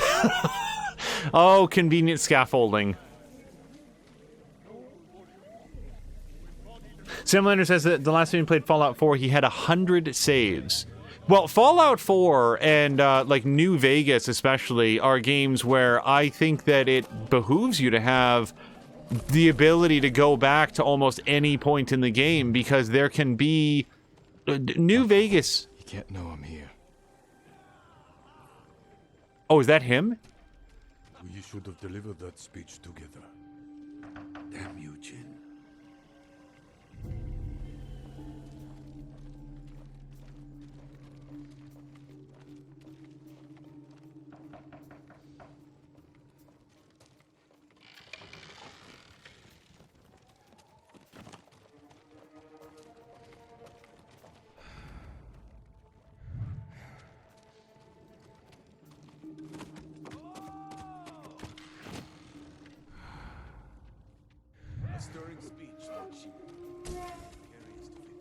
The Mongols have much to answer for. It is our duty to ensure their threat never reaches the Shogun's domain. I've heard the Khan now wields the same poison as Lord Sakai. Do not speak his name in my presence. Forgive me, my lord. Because of him, bandits have learned to use poison to murder our people.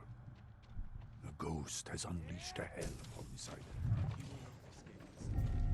close eye on the camp. Report anything unusual. Of course. Oh dear. What was that noise? Nothing. Also, the dark silhouette creeping around outside was nothing. Guess I was wrong. Okay, so I probably could have snuck up there rather than listening to the conversation.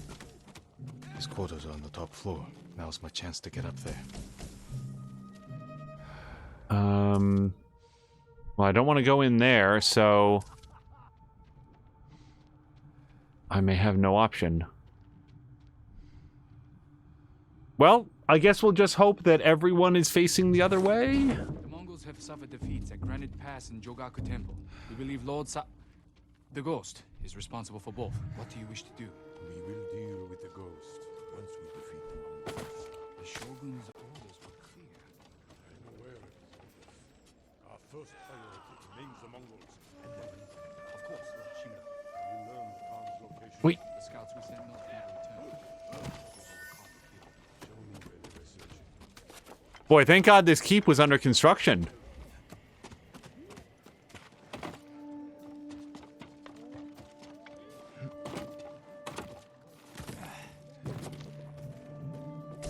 Alright, I don't assume that he sleeps on the roof, so this has got to be his place, yeah? Leave the message where he can see it.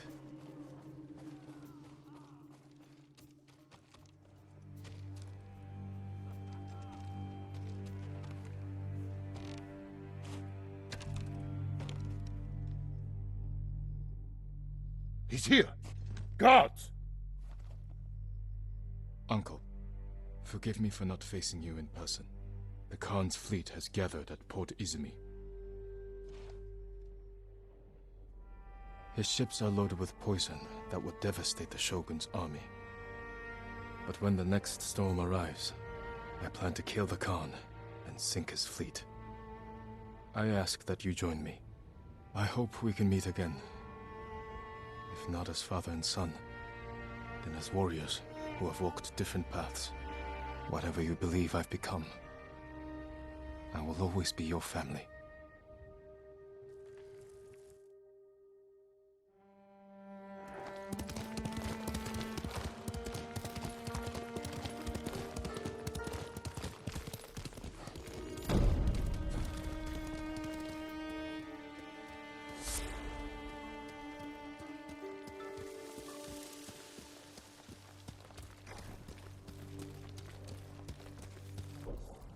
Oops.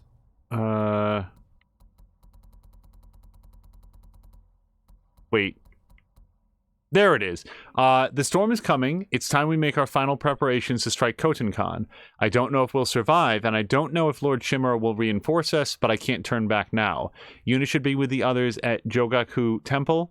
I should speak with her before we end this. And yeah, it'd really just be a straight ride up north, so let's just do it.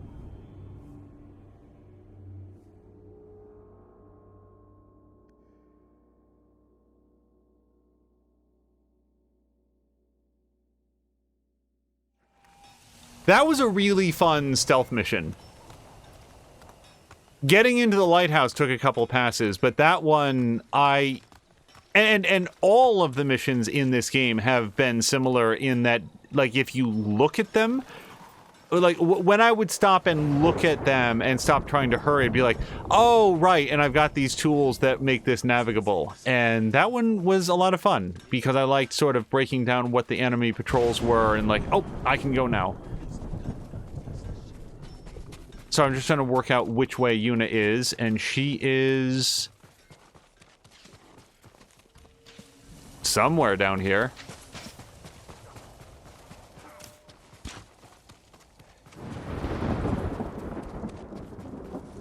All right, let's lay down, just in case. I'm gonna save the game.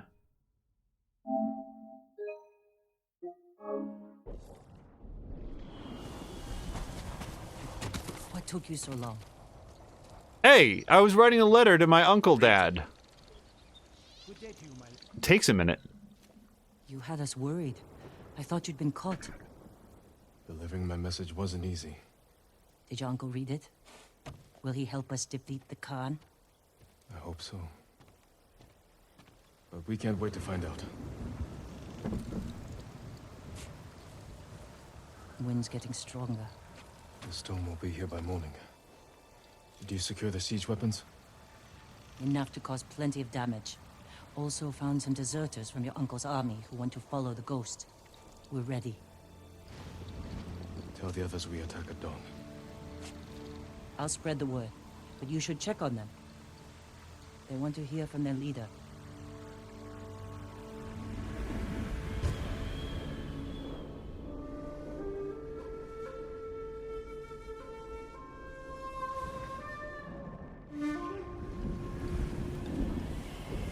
Well, we're going to go speak to our allies. We're going to do it in what I think is probably his, like, most default gear. The Ghost of Tsushima wears a lot of white.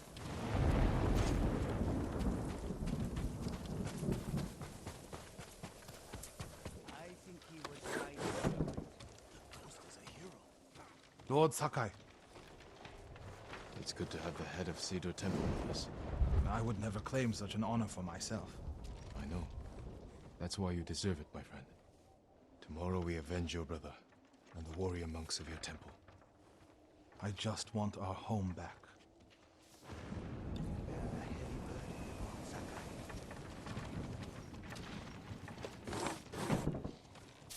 I wonder who would reach a point like this in the game and say, I don't really want to talk with my allies. Just skip this part. Because I always love checking in with characters like this. Again, to sort of like, you know, BioWare has been a topic for this stream. Like, that's something they do really well. Like, as you close in on the end, you get a chance to sort of like talk with people about, you know, what you've been through. And I think that stuff is really poignant. Jin, Masako, I wasn't sure you'd come. I said I'd be there when you needed me.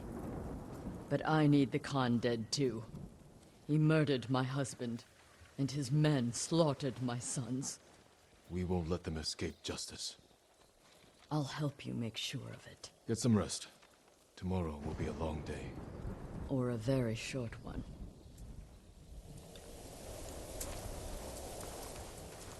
Patikin was noting that it was very, very windy inside that building. Yeah, that was a thing in The Witcher 3 as well, where Geralt's hair always seemed to be fluttering in the breeze, even when he was deep inside a castle keep, and you would think that there wouldn't be a lot of wind.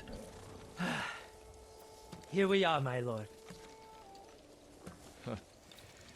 You're in good spirits? Of course! I've been sipping good spirits all day. Don't sip too much. You don't want to sleep through tomorrow.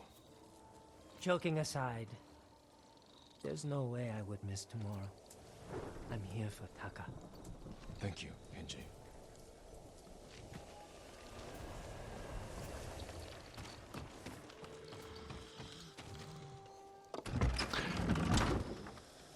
One other thing. Boy, if I knew where the trapper was, I wouldn't mind making sure that I'm full up on arrows and such. I don't think it's going to be strictly Sakai. required, but I wouldn't mind having everything completely topped off. It's good to have your bow with us, Sensei. I gave you my word. You've given me more than that. Don't get sentimental, Sakai. As you like, Sensei. I'll let you prepare for tomorrow. I prepared my whole life. One more day makes no difference.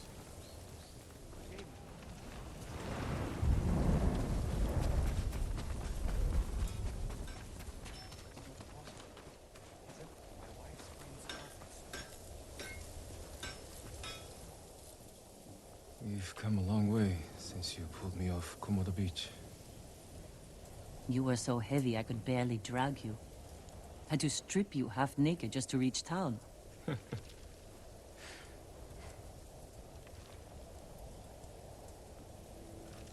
wouldn't be here without you, Yuna. I can't lose you, Jin. After everything we've been through. Everyone we've lost.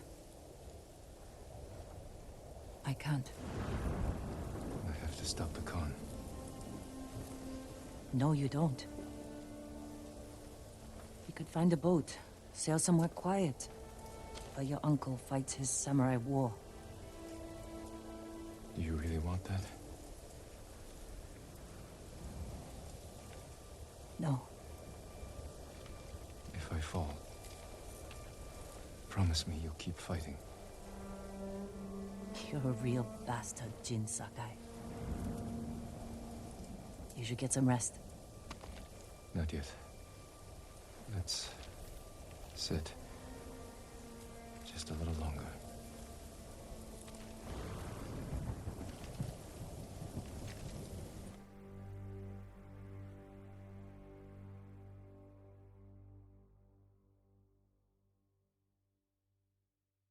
Samlander saying that would have been better in the loincloth. I will agree it would have been funnier in the loincloth. Not sure I agree on better.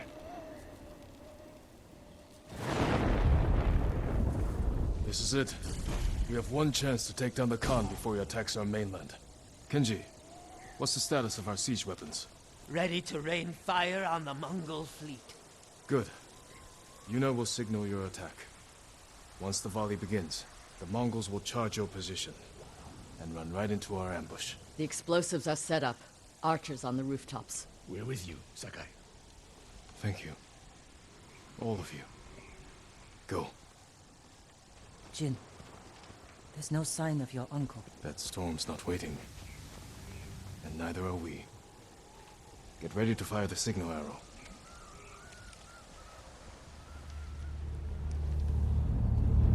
Now!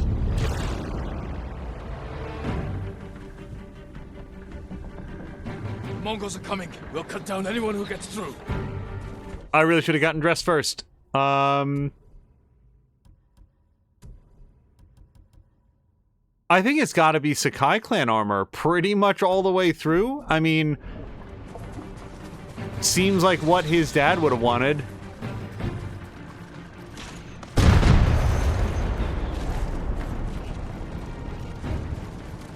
This is for my whoops. sons! Watch your back, Masako! Don't let him get behind us! Well, I really... Fight to them! Forward!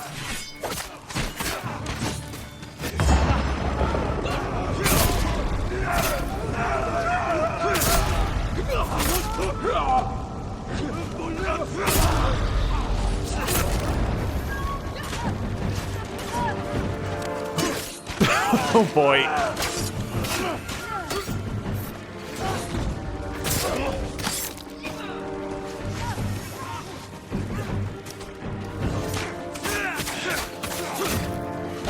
How many of those can he take in the spine, though? Armor or not?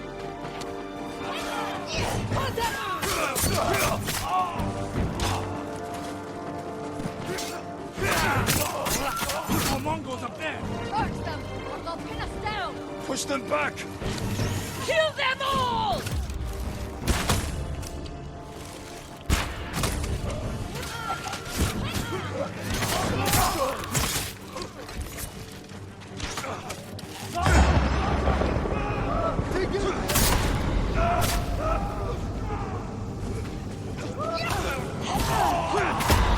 Oh wait, no, I have more. I have more death to give.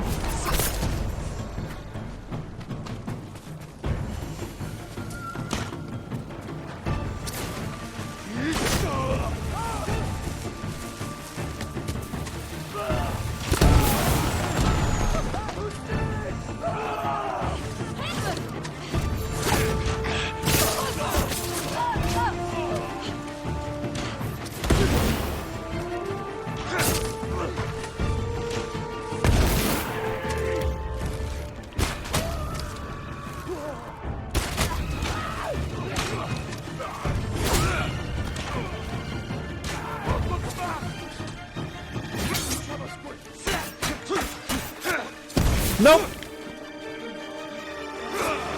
Hey, Goldie, get back here. We're not done.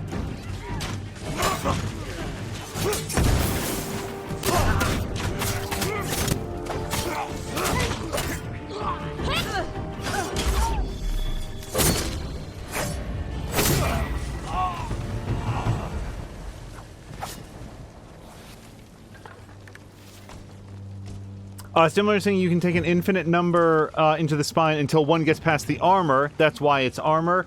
Also, it seems ghost mode gives your allies an advantage too. Yeah, it seems like it generally terrifies all the Mongolians around, so they become a lot less effective in their attacks, which is also nice. I'm just scavenging for any arrows, particularly fire arrows. Let me just switch back to regular arrows for now.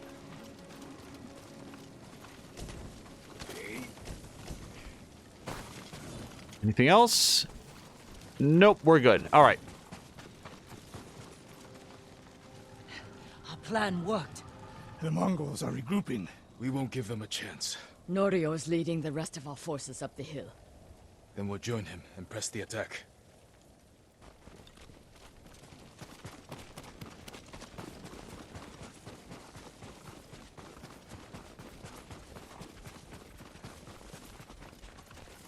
You're all safe. This is where it ends. Today, the Khan dies. Lord Shimura isn't here. We fight alone. We'll lead an attack on the main gate. Distract the Mongols while you find a way inside. You'll be overwhelmed. We came this far. We're not turning back now. You are all the bravest warriors I've ever known. I hope to see you again. Leave the battle to us. What are we waiting for? No. Wait, infiltrate. I've got a gear that can do that. We're gonna switch back to ghost armor. Mercy for the Mongols! Fight!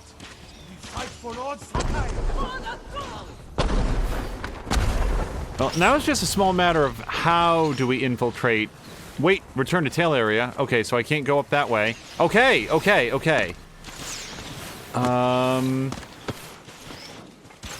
See, going in the front door doesn't seem very much. There we go. Okay, now we've got. Ow. Oh, can I slide like Mario? That would be a great infiltration technique.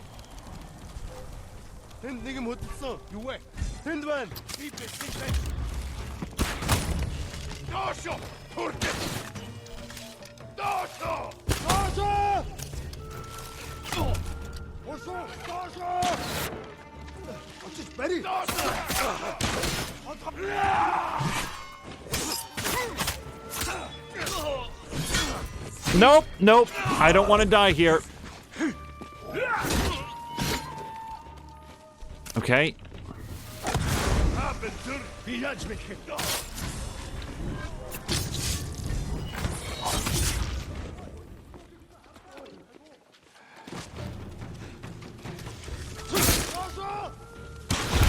Ow.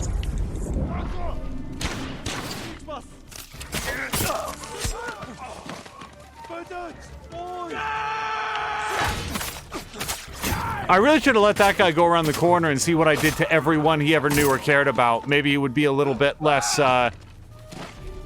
fighty after that.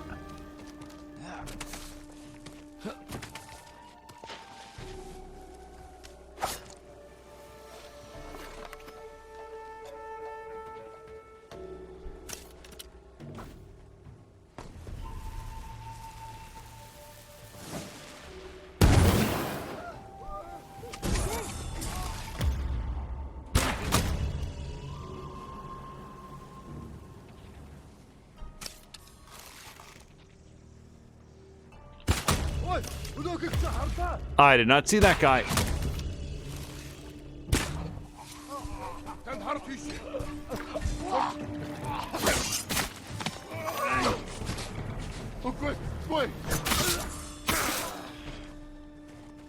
Okay, timeout for a little bit of cheesiness. We're going to switch into our Wolverine armor, which is here. No. Yes, it is. Okay. So that we can really max out this next heal. Good. All right, and then back into ghost gear.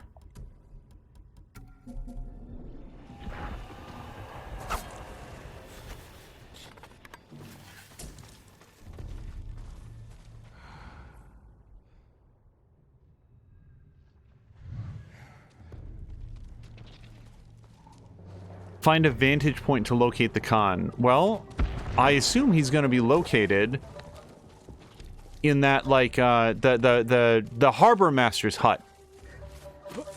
Although he might have moved when he started lighting all of his ships on fire and might have said, hey, those are mine, I need those.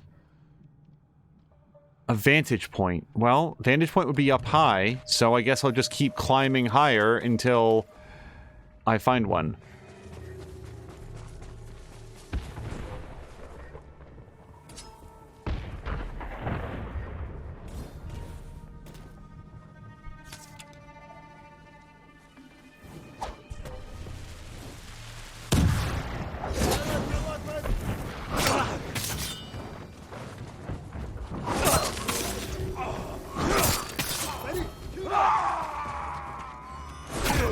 I didn't get much out of that flaming sword, but it still felt good.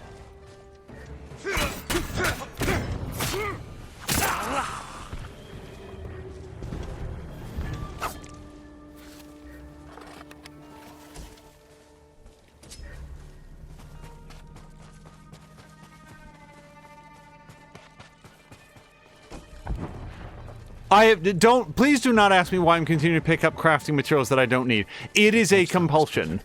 Can see the whole camp from there. I just need to. I need to have all of the things that can be picked up. Oh, hello.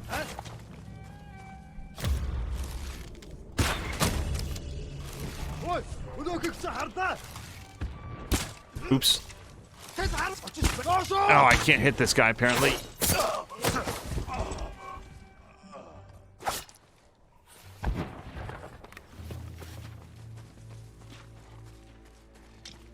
Like on, yep. On Game Informer's replay, because they're only showing the game off like an hour or something like that, so they don't pick up everything. And even then, it's like, how do you not pick up everything?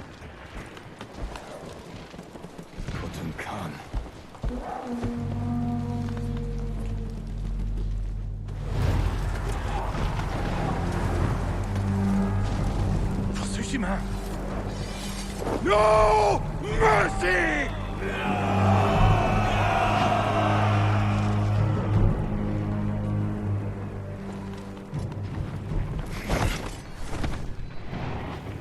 Just have to reach the manor house.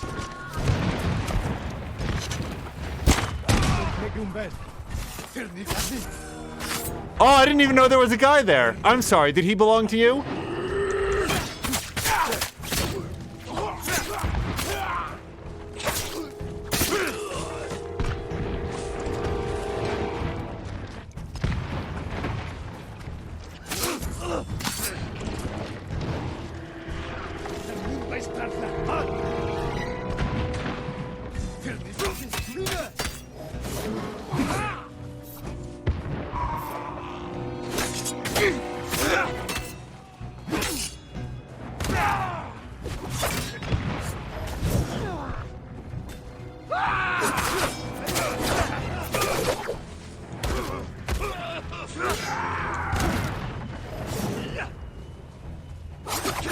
Nope.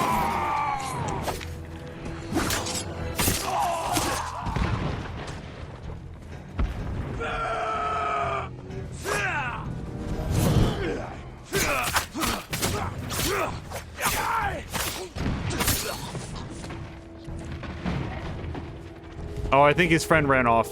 I do like the fact that after after you cut them in the arteries for a while, they will sometimes say, this doesn't fit with my retirement plan. I think I'm gonna go cash out. I'll see you later.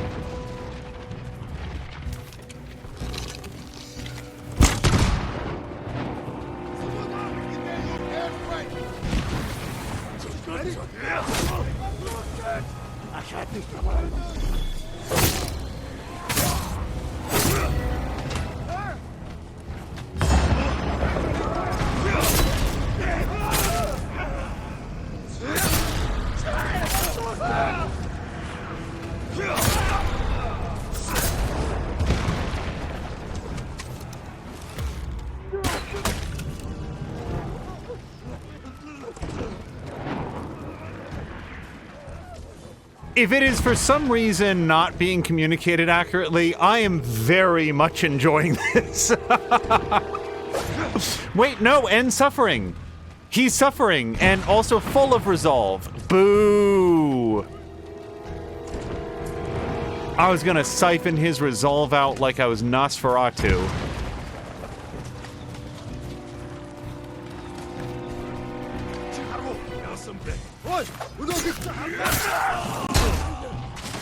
Okay, so that part I'm enjoying less!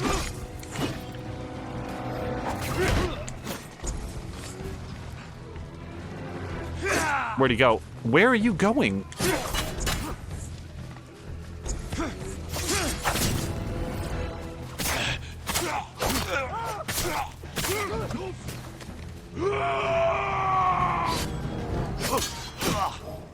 No, no, not like this!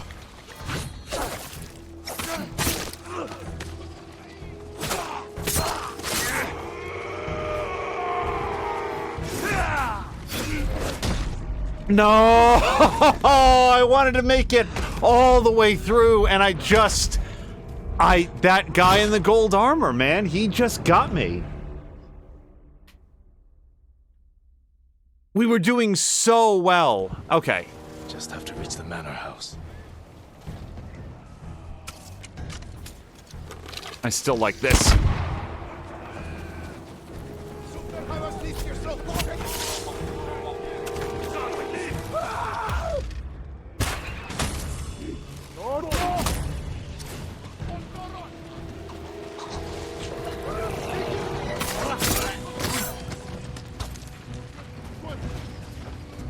Oh, no you don't.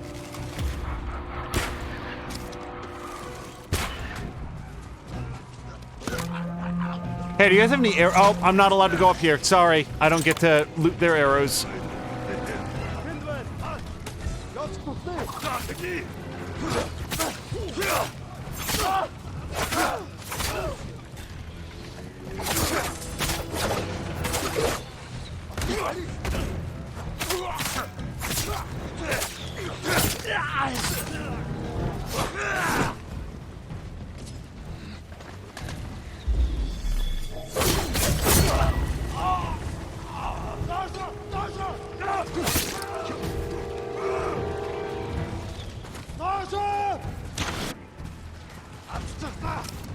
Oh, no! No! No! Don't poison!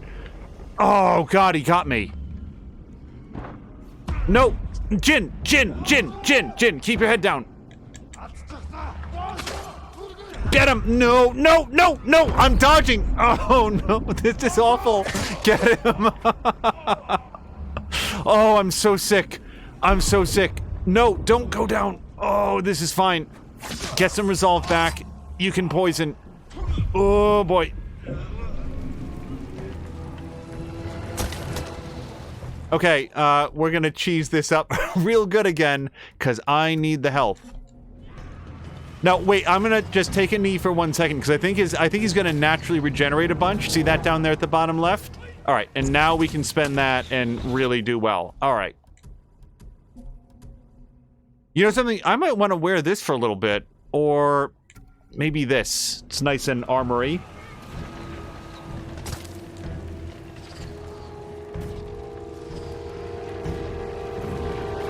Oh, no, he was too dead to kill.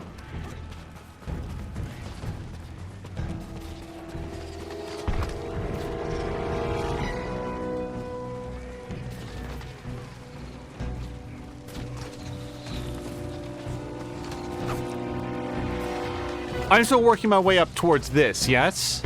I think? No. Nope, no, the wind says this way.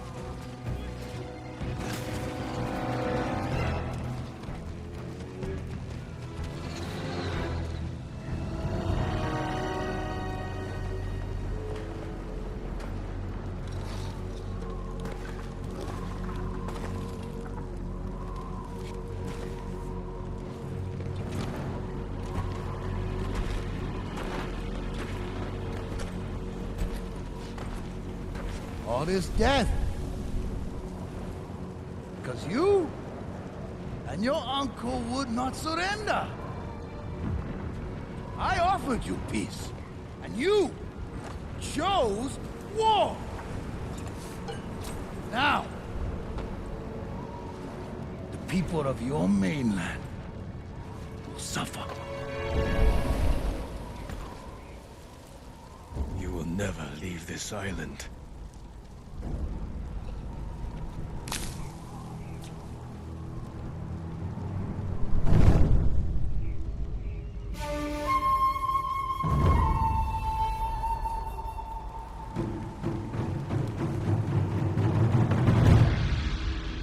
I will avenge the people of Tsushima. Vengeance! The petty wish of a child. Oh boy.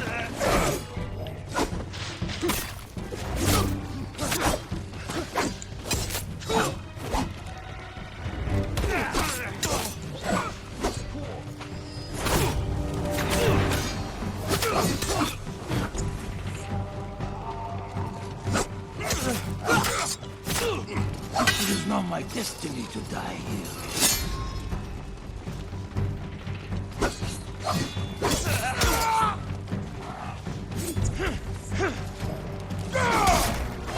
So I think I need to dodge that.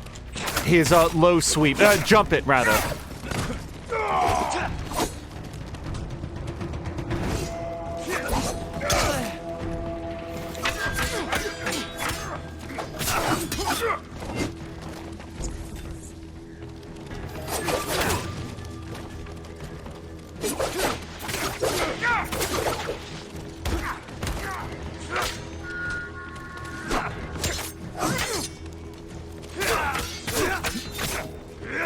You're weak.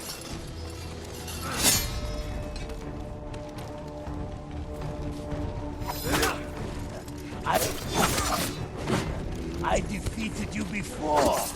This will be different. You sound afraid. Nope, no, no, no! People will forget you. I don't have 3 resolve. I can't get back up.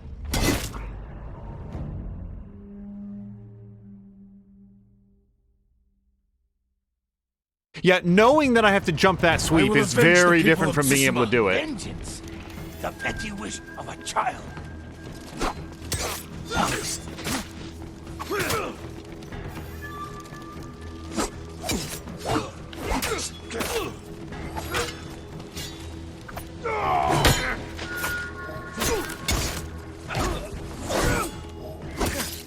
Okay.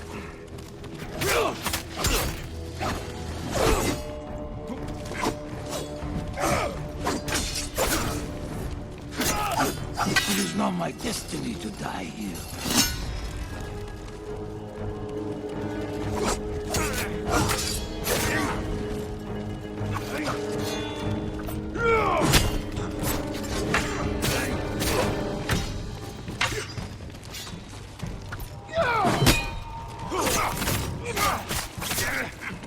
You're weak.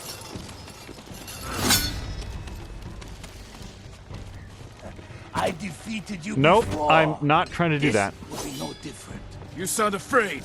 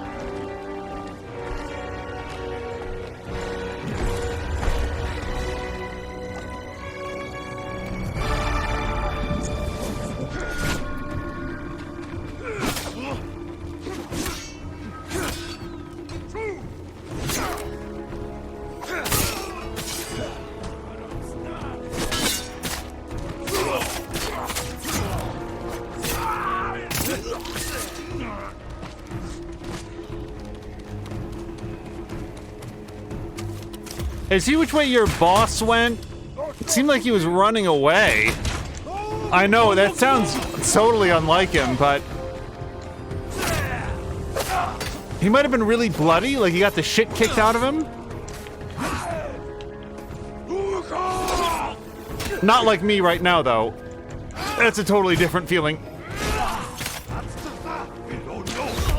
Oh, Christ. Okay.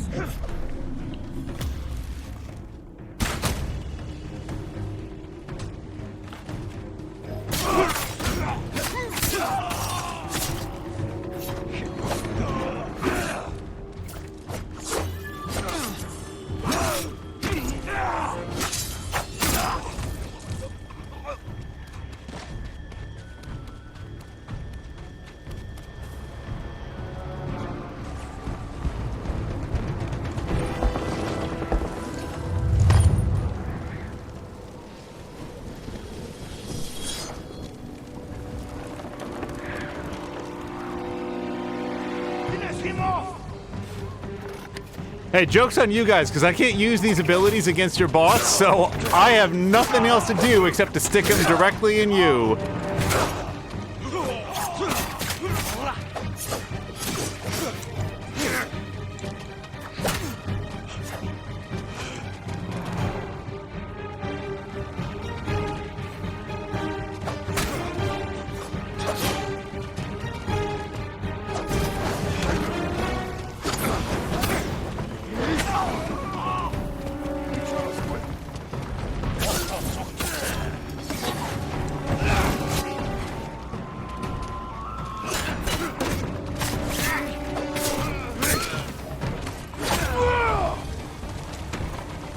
Oh, maybe I can use some of this on him. Provided he's way slower and stupider than I think he is.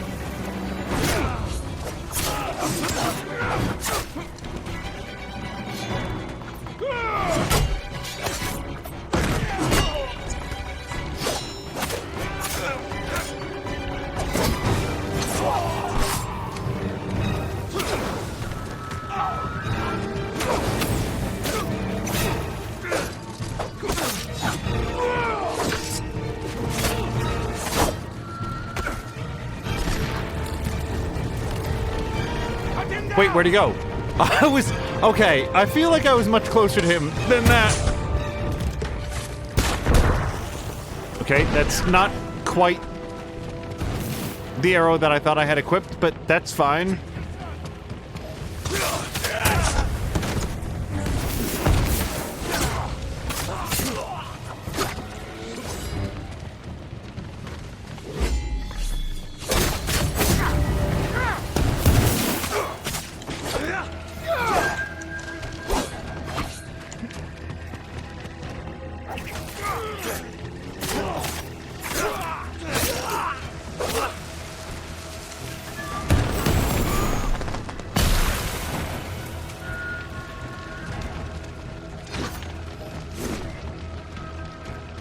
Nope.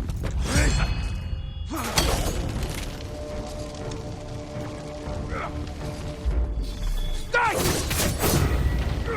Stay! Kill the ghost!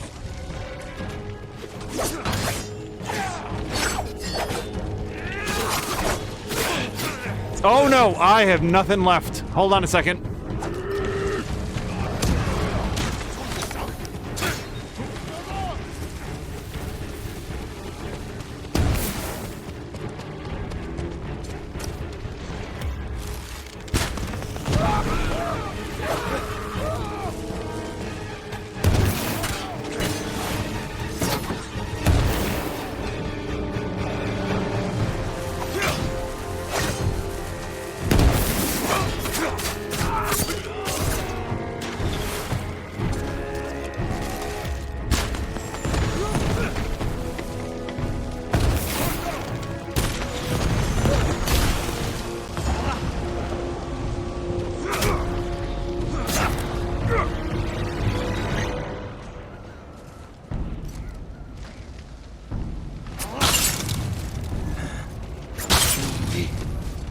And another will come.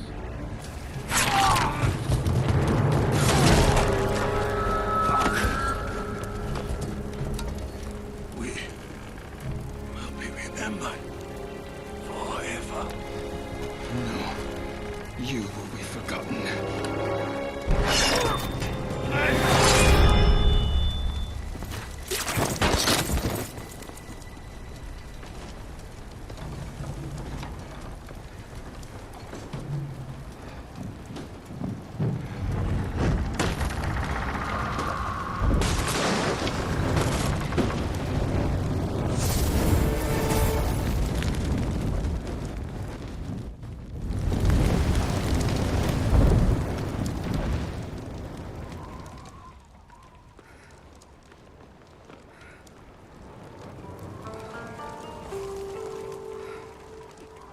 You guys, she's taking so many screenshots over there.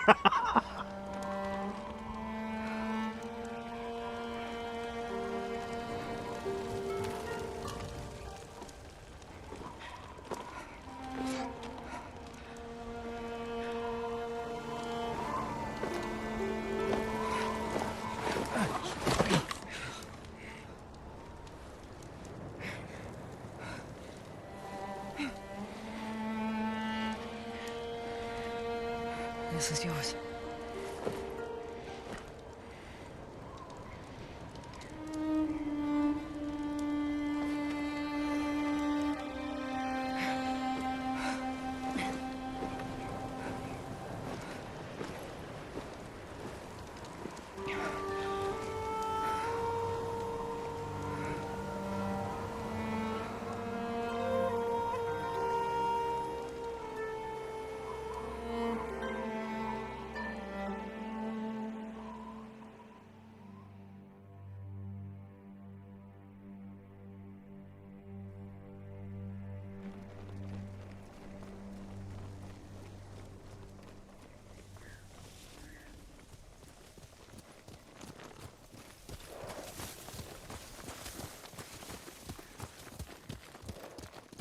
Khan is dead, but his army is still here. Our home won't be safe until we drive them out to sea. And when they're gone, what happens then? We start new lives. I used to know what my new life would be. Now I'm not even sure who I am. Bring hope to our people, fear to the Mongols. And be hunted by samurai. If anyone can change a samurai's mind, it's you. Keep fighting.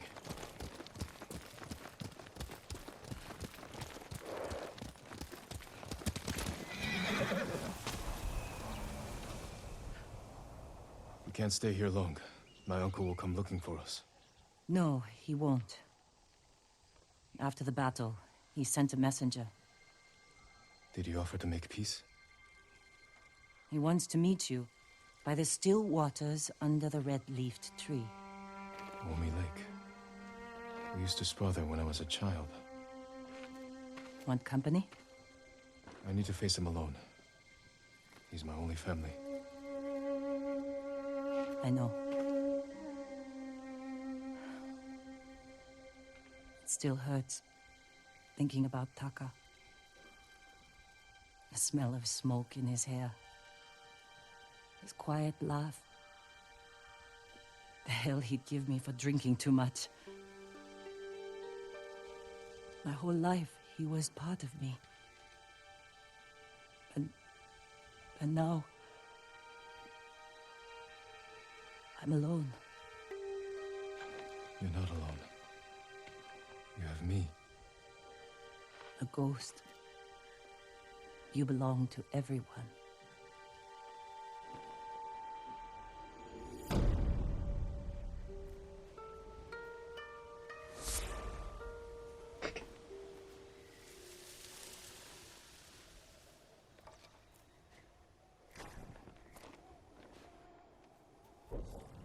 So let's see. The Khan is defeated, but I have one last personal matter to deal with. Lord Shimmer has asked me to meet him under the red leaf tree by Omi Lake. I need to face him. I won't keep running. I have a lot of things to say about that battle, but I feel like we're probably going to be seeing some credits here before too much longer. We'll just stick with white. I feel like that's sort of the color that he's made his own on this journey. Is it up here? No. Oh, the gift altar. I can never quite find it. Also, I got completely distracted and did not address Haseo's question. I think Haseo said that he's at work, so he probably is not here. But he had asked, like, oh, PS5, when did this happen? Like, did I miss this? I am happy to call out again that Fox Eyes was instrumental in being able to find a PlayStation 5. It took her many, many hours across many days, across a couple weeks of effort to make it happen. But she was able to locate a PlayStation 5 on our behalf, and very, very, very grateful to her. Because this will, for sure, not be the last that we're seeing of the PlayStation 5. They just released a patch for Spider-Man Remastered, and I'd like to... Wait, but I've been here, Bird. What did I... There must be something else up here.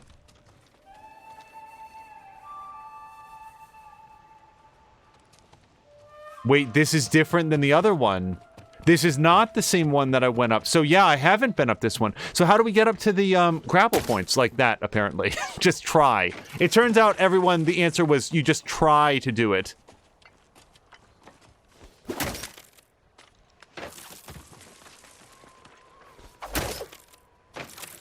Oh yeah, Patikin, we are on our way. I just wanted to, now that we know what the secret is to these structures... Crooked comma headband. Let's see what this looks like. Oh gosh. A Street Fighter character would be embarrassed to wear this one. Oh, I get it. You know what that is? That crook? That is Sly Cooper's staff that he uses to steal things. Boy, that took a second.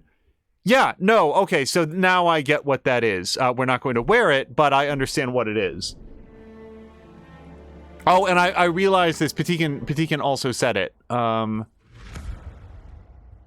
Geez, yeah, many question marks. But here's the thing. So we reached credits in Assassin's Creed Odyssey, and then after it was done, I went back in to finish off all the different riddles and just a couple of things that hadn't been done during the main playthrough. So I am perfectly comfortable circling back for any fox dens or bathhouses or flags, you know, all the other stuff that I might pick a lazy vacation day coming up to come back in and get whatever it is that was missed. If people want to see that stuff on stream, we can certainly fill that time with pleasant conversation, but I feel like at this point, this is going to be our final mainline episode of Ghost of Tsushima, and to that end, I want to wait until we have credits rolling to share all the thoughts that we're going to have. I just want to find where Firefly is pointing to. Oh, is it records right over here? Yes, it is. Near the lake blossoms were cherry pink or late white. My love waits for you, Kazumasa. Vicor says that he's hoping I hadn't missed anything. He had to stop the stream to help with Doug setting his up. Mia's voting to see the bathhouse moments. Oh, but Fikros, we were just I mean, I can do a standoff, I suppose. We gotta head down there. Stop. Let's get here. So which way is this?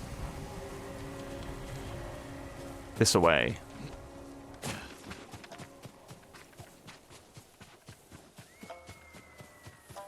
But yeah, Fikres, I hope that Doug is able to set his up. I've shared all the settings that we have here with Mia and with you, and I think with Fox Eyes as well. But if there's any, assistance that can be provided, I'd be happy to make sure that Doug has that set up, because Sorry, we're not going to run around and do every last thing, but in the event that something is just in my face, I want to make sure that we get it records, okay? Also, I like reading these. Kame, bring my granddaughter and meet me in Akashima. Leave that man. He's always been cruel, a snake.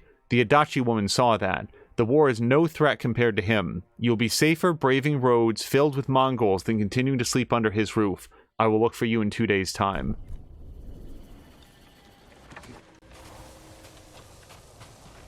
But other than that, Fikres, I think, well, depending on when you stepped out, you might have missed the big battle at the end, and then more recently, we were just, again, thanking Fox Eyes for making this PlayStation 5 happen. I know that she put a lot of work into it, and much earlier in the stream, Haseo would ask, like, oh, PlayStation 5, where did that happen? And yeah, I am more than happy to answer that question for anyone who is interested, because very, very grateful. Lord Shimura isn't here.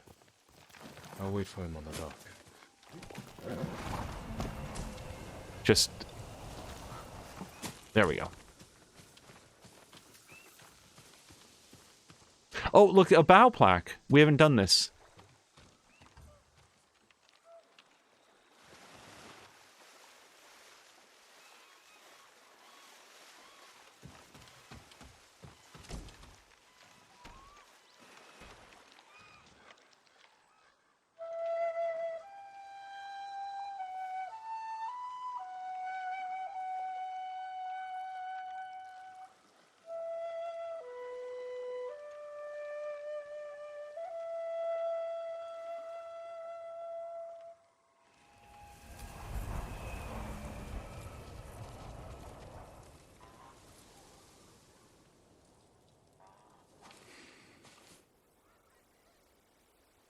Jin,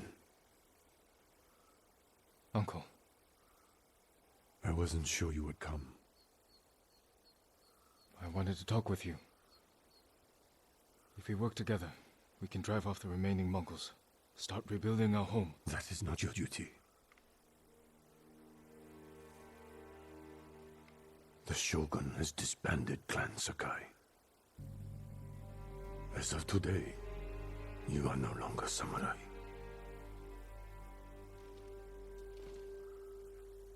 I sacrificed everything for my people. And I would do it again. New samurai are coming to replace those we lost. They will occupy your land and estate. I have to say goodbye to my home.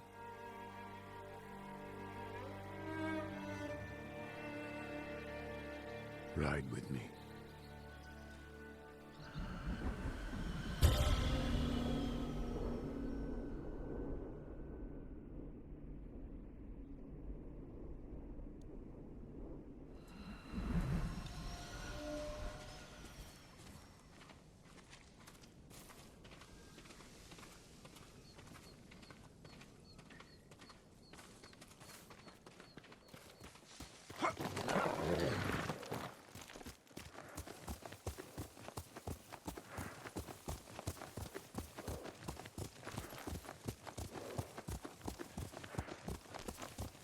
Will you remain in Chito of Tsushima?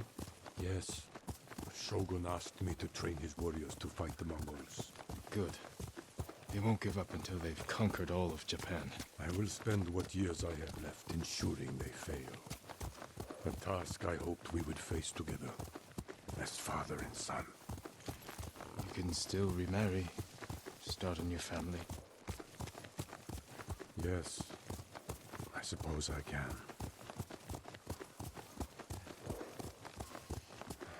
Looks like he could use a push.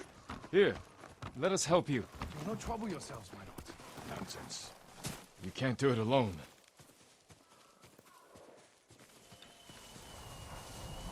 You are much too kind. The mud is thicker than it looks.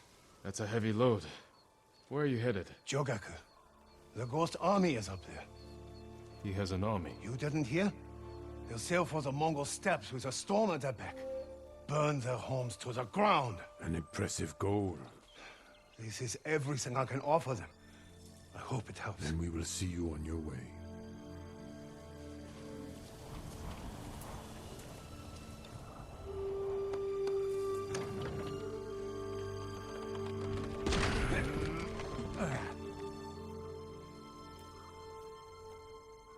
Thank you, my lord. Jogaku is many miles from here. Keep away from the mud and the Mongols. I will.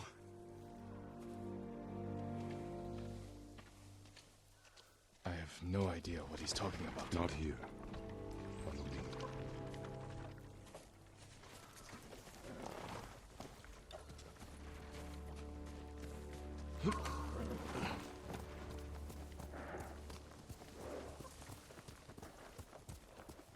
I don't have an army. Every day, more people flock to your cause.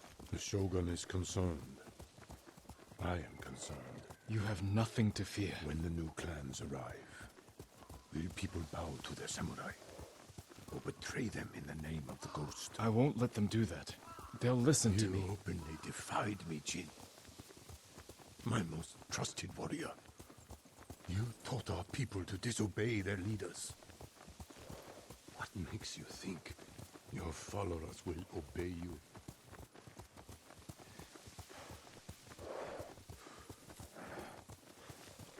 That's enough riding. Walk with me, Jin. As you wish.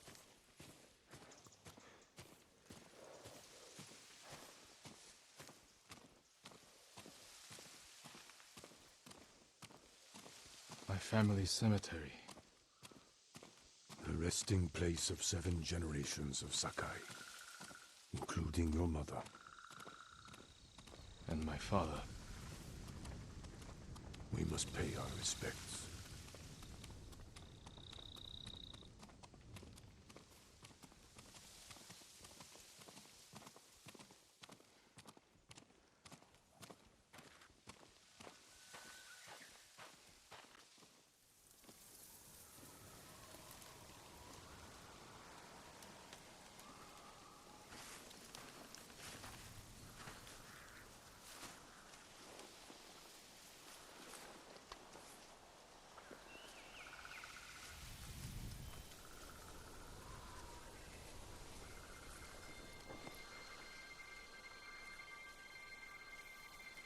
detest this. So will I.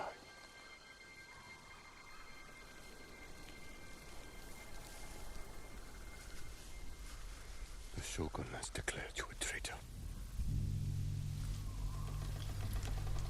He ordered you to kill me. The Ghost was an outlaw. He taught our people to defy their leaders. To defend themselves. With poison. A gift you gave to our enemy. I had to stop you from throwing away our people's lives. You have no honor. And you are a slave to it.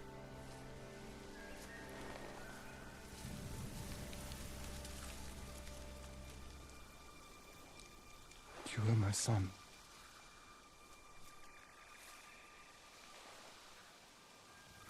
Now I must continue the line of Shimura without you. I must start a new family. And my head is the cost. Taking it is my punishment.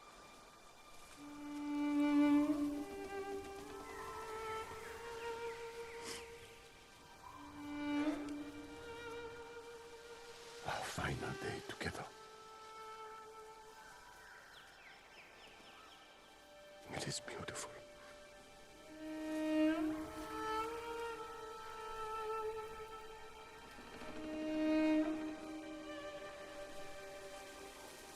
It's time. Write the last words of Clan Sakai. And Clan Shimura.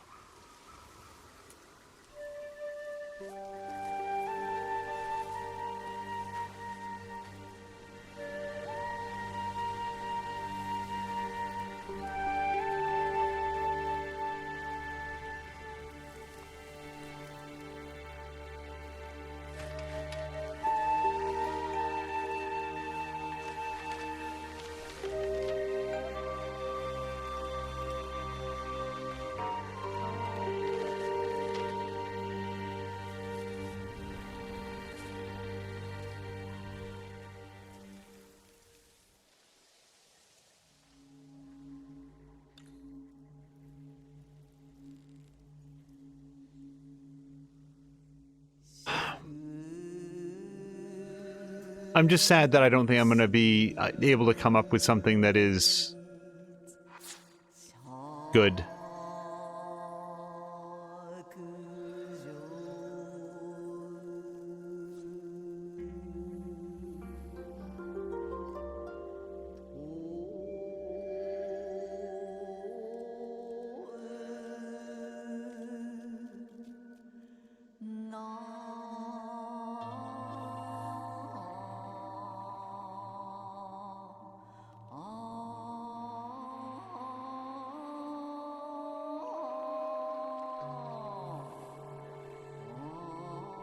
Strength in every step.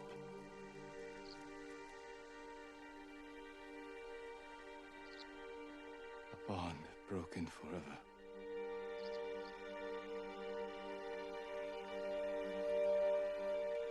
This is where we part.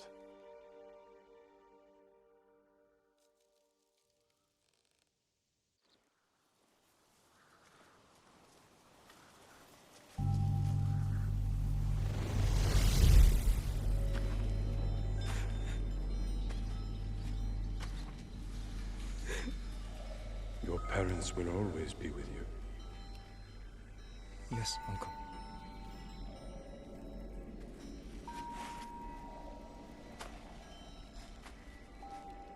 I will train you to become the strongest warrior Clan Sakai has ever known.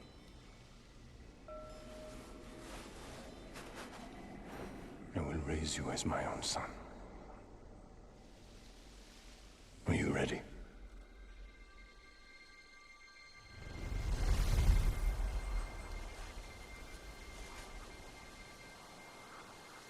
I am ready.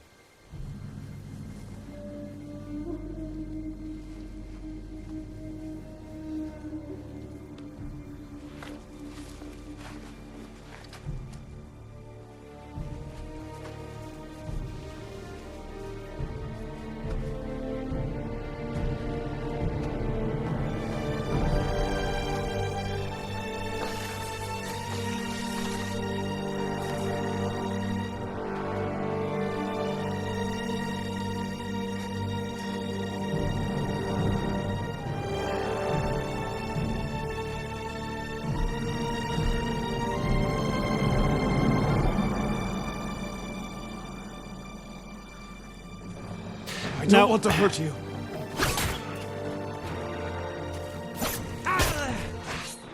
Oh, Jin, I don't think there's much danger of that.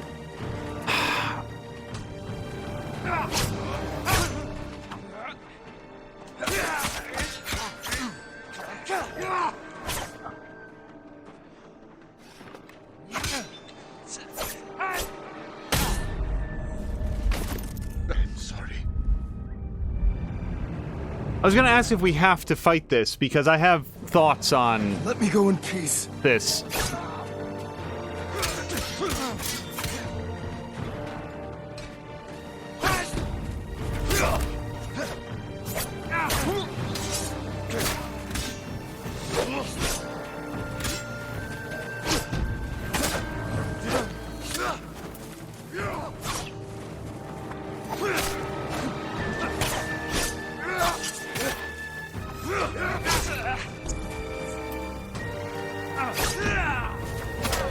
The wounds you dealt to my spirit will never heal.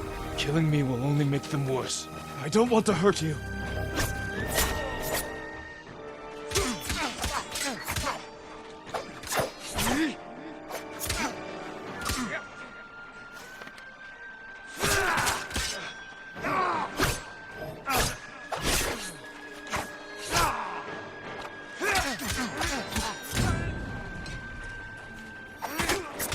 You want revenge for my failure. This is not my revenge. It is my punishment. I got bad news about what happens next, guys. Yeah. Why did you turn away from me?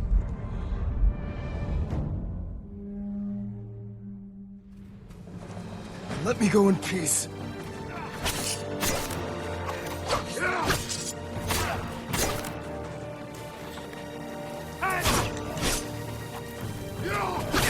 Yikes.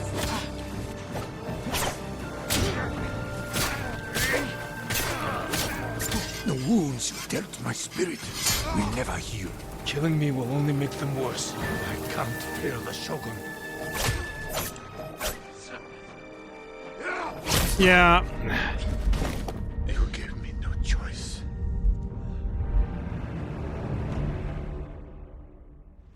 I should, by the way, check to see if there's an option to change gear. Yeah, there's not. We only have Ronin attire, but we do get to select what it is made of. So let's take a quick look at this. Increases supplies from collecting. That doesn't help anyone right now. So, pardon me. No, no. No, that's not going to help here. Deal bonus damage while at 50% health or less. That's certainly apropos right now. So I was looking to see if there's anything else in here that would be helpful. Not really. Yeah. So from here we get... Yeah, see, we can't do any arrow damage here at all. So what we need is an increase to either health or damage, I would think. Increases health and melee damage by a major amount. That sounds like something that we want to have. That's okay. I would really, really love any sort of increase to defense. So let's just take a quick look through here. Nope, no. All damage by a moderate amount. There we go. Reduces all damage by a major amount. That gets us started. Mia saying having to continue the fight after dying a bunch seems pretty anticlimactic after all those contemplative scenes. Yeah, and that's, you know, you want to do right by the story, but this is part of playing on hard. Every once in a while there's going to be something that is hard. Let's leave this in for now. Let's try it like this and we'll see how it goes.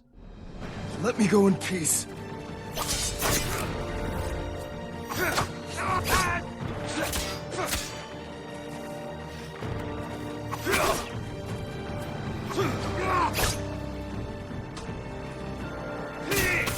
The wounds you dealt to my spirit will never heal.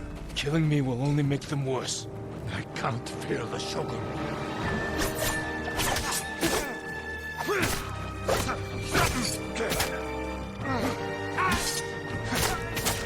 You want revenge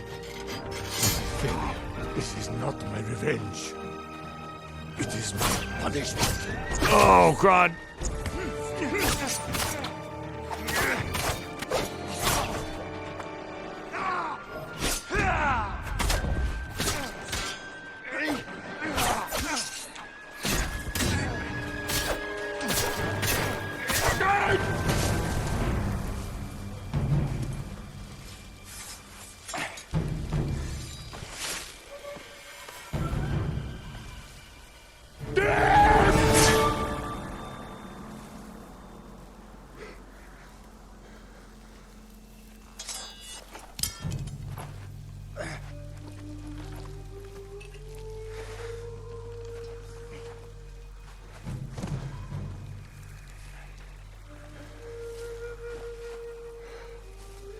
Honor me with a warrior's death.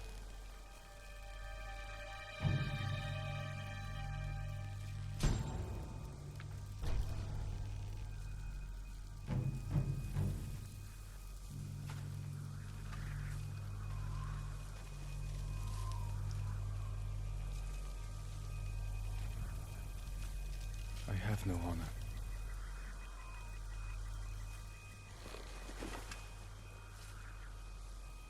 But I will not kill my family.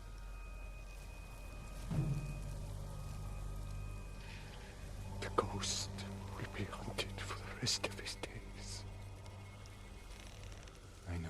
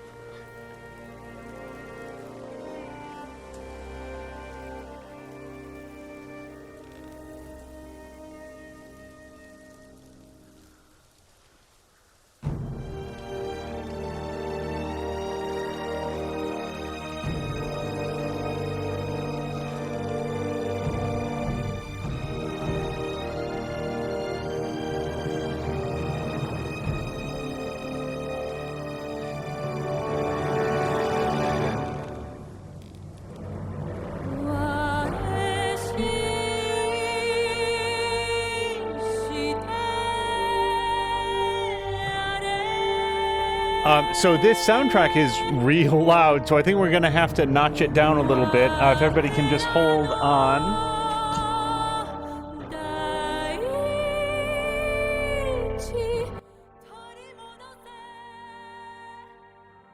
All right, hopefully that remains audible so we can talk a little bit over the credits here, which I intend to allow to run in full because I think this game was fantastic. I enjoyed it all the way through. Hello to Tashir, by the way. Yeah, hopefully this is a little bit more bearable in terms of volume. So, a few thoughts about this final episode, because it's all stuff that we haven't touched on before. Oh, and Mia, so to both Mia and Patikan, I did not take that as a cut on the gameplay skills at all. I just, that's me owning the fact that sometimes when you play on harder difficulty levels, there will be story beats that it's like, it undercuts some of the drama of the moment because you just fail a bunch. And that, it's just that, all I was saying is that just comes with the territory. That's on me for choosing a difficulty that I knew was going to be challenging and, you know, could have been changed at any time, but I really had a good time with it. So no, I did not take that as a knock in any way. So quick thoughts. The fight against the Khan at the end was awesome. Like, I really enjoyed that.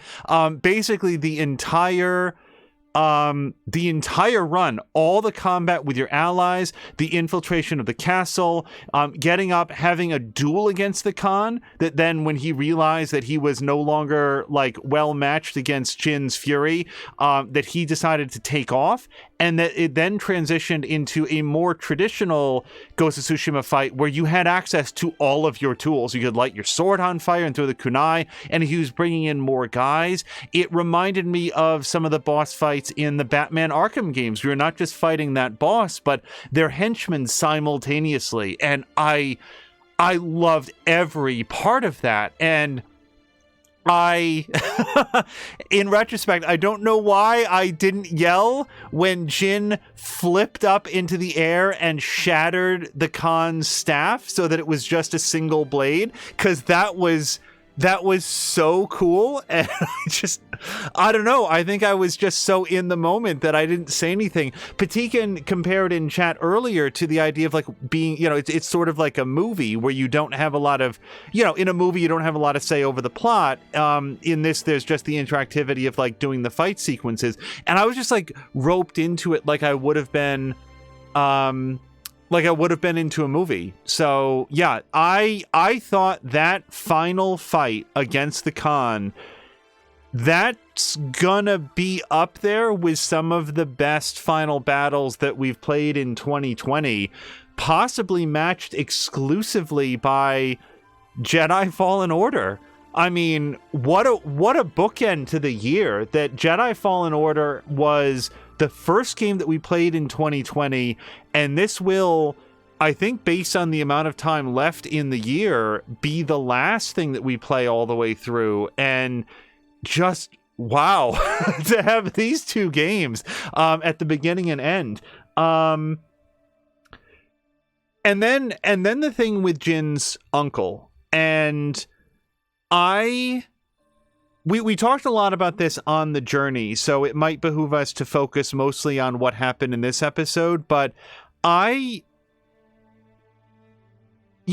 there's a separation between what we as the player know about Jin and his uncle and their relationship versus the lifetime that Jin, the character, has lived. So at various points in the playthrough, I would make sort of snarky and sarcastic comments towards Jin's uncle about his adherence to honor and etiquette and this sort of like concept of fighting a war between two sides that agreed to common rules when the other side has not agreed to those rules, and a lot of people are dying as a result. We also talked at various points about the fact that I really earnestly do see where he was coming from. And I'm going to read through all of chat. Like Ricardo just said that he found us on Twitch because of Fallen Order. That's a very good game. I super agree with that. Yeah, I want to read through all the comments here. With Jin's uncle, in recent episodes, we talked about what I feel is like a lack of sort of moral depth to the Mongolians. They are conceptually no different from zombies or skeletons wielding sabers or nameless, faceless aliens. They are just the bad guys and you kill them. What this game did very well was add a lot of emotional depth to the relationship between Jin, his allies, his uncle, and his country, and the varying degrees of responsibility that he feels to these separate groups. His allies lost everything to this war, and Jin said to them, "You come with me, I will get you the vengeance that you seek. We will make it right." And I thought it was very interesting that the further that they went down that path, their vengeance brought them absolutely no peace.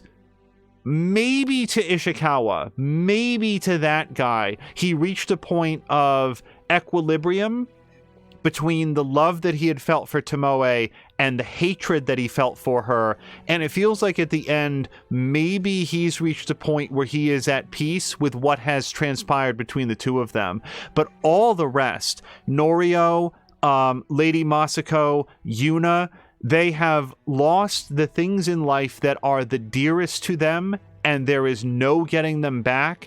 And the vengeance that they had to go on ultimately costs them even more in the terms of like how they perceive themselves and where they thought their limits were in terms of being human beings. And I thought that that was a very powerful story. To his uncle, Jin owed... So Jin owed to those people seeing their vengeance through to completion, and then felt, I think, the weight of burden on the path that he had set them on, as he was ultimately left to ask them, I know this has cost you everything, but I need to ask you to give a little bit more and fight for Tsushima.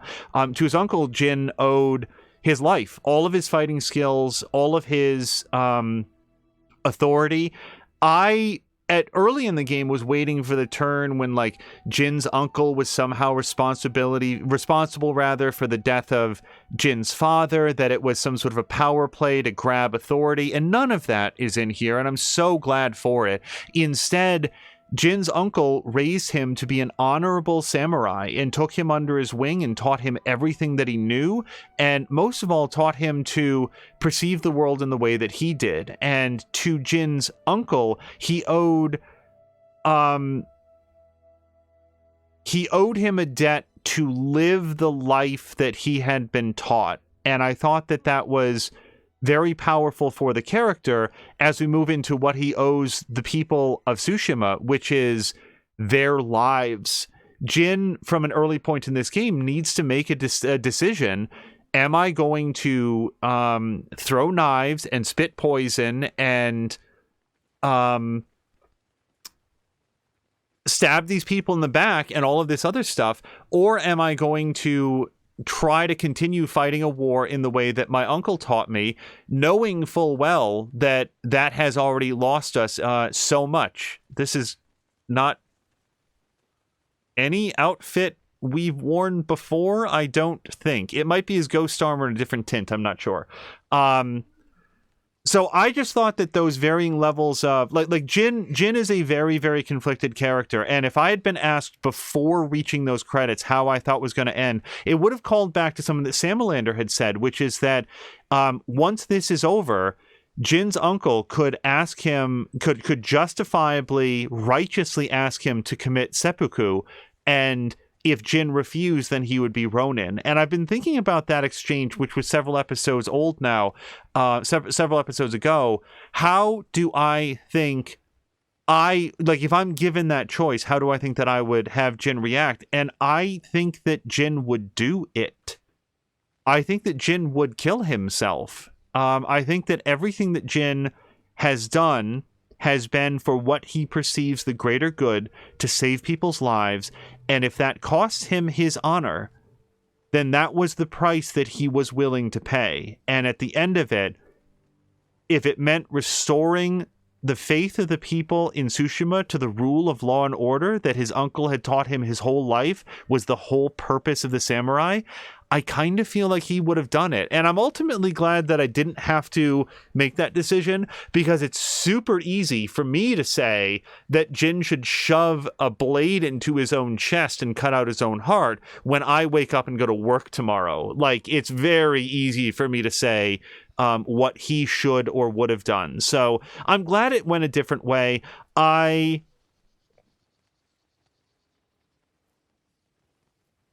heart wasn't in that first fight with Uncle, because I was, as I did with Lady Masako, trying to work out if it was a fight that we should even be trying to win, if it was even winnable. I don't think that Jin's heart would have been in it. And when it came down to that final decision, you saw that I moved pretty quickly towards sparing him, because I end the game feeling towards Jin's uncle, I think, the way that Jin would have, which is that he's an honorable man who cares deeply for the traditions that make this way of life helpful, like possible, and that he's not someone who sits up on his high throne and dictates law and order to others, but one that gets down into the mud and exacts law and order and retribution. And I think that he's a good dude. And among all the other things that he said, if the Shogun is reliant on Clan Shimura to help train the next sort of generation of samurai to fight off what is now a continuing Mongolian invasion of mainland Japan, what Jin would never have killed his uncle, I don't think. I don't think he ever would have done that. I think that he would have knelt down and allowed his uncle to kill him first. That's my impression of the character. Other quick thoughts, and then I want to read through chat. Other things that we've talked about on many, many occasions. The combat in this was so good. It so good.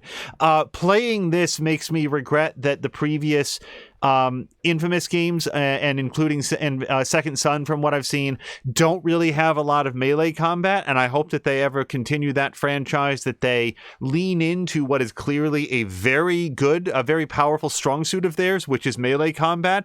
This game was so good. It was so much fun to play, and that goes for the range combat, that goes for the melee combat, that goes for your ability to interplay the two. You saw a bunch of that in this stream. Patikin once observed that I didn't make as much use of his various ghost abilities as he had, and I try to get more comfortable with them. The combat system and the ability to switch between different abilities, it is very, very well done. And also, like, we should probably stand up here at some point. The world was so gorgeous. It was so beautiful. There's apparently many... Oh, wait. Sorry. There's talking here. I got to turn the volume back up. So hold on just 1 second.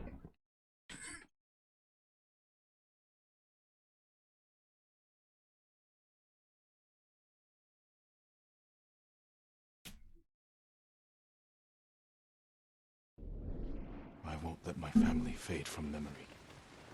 Okay, so he just noted that this is the flag of Clan Sakai, and he won't let his family fade from memory. I hope you find peace, Uncle. Lady Masako lost everything, and everyone. If she can keep moving forward, so can I. I may have lost the opportunity to examine that orange one, because there was a second thing there. Fallen at my family cemetery. Beautiful. Even in death. Taka's trial run, before he made my grappling hook. He didn't want to disappoint me. And he never did. I used to think I only needed a horse, a bow, and my katana. Patikin's asking if we ever did the assassination where you cut off the enemy's head. Yeah, on a few occasions. It take Yuna to make this. I owe her everything. She's the one giving me gifts. Smells almost sweet, but it's as deadly as any blade. You were faithful to the end, Sora. I like that. I like the fact that he has the saddle here and that he still addresses the horse by name. Because remember, he's not Sora in everybody's game. The blade's dull. Can't believe it's still in one piece. For most of my life, I dreamed of being your son. Norio promised he'd teach me to play the Horagai, so we can signal each other across the island. Yuriko helped me pick these for my mother. I can't believe she kept them all these years. First the Mongols, now the Shogun. Never imagined I'd be so popular. Oh, is that his death warrant on the wall there? Jin, I like your new home. It suits you. It will have to do, now that Clan Sakai is gone. And I've been branded a traitor. I heard about your uncle. Will he come for us? I don't think so. But sooner or later, someone will. What matters is you're alive. You defeated Khotun Khan and left the Mongols without a leader. The mainland is safe. But our home isn't. The Khan's forces are stuck here, more desperate than ever to conquer our island. Then we'd better keep fighting. Just don't forget. Tsushima needs you.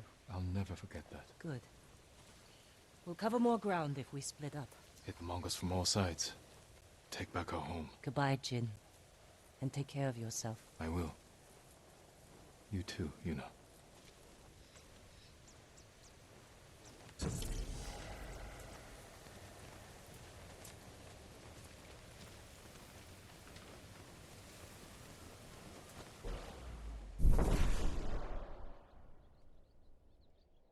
New Game Plus. Now, the only other difficulty level that would be higher than this is a single blade sweep is always lethal. And that might be interesting to check out, but I'm not sure that it would hold up for me for a full New Game Plus. Maybe there'll be other difficulties moving forward as well.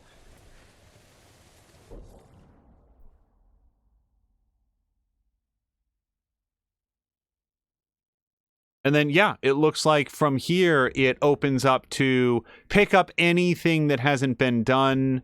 Probably, yeah, everything's been unmisted. So package question marks up around here, some up north. Yeah, one way up there. So, yeah, there might be a follow-on episode if people are interested in seeing it where, just sort of riding around and getting those. It would be sort of just a conversational stream because we did everything in the lower islands. Oh, wait. Oh, yeah, we can get a new bridle, I suppose, from getting all the flags.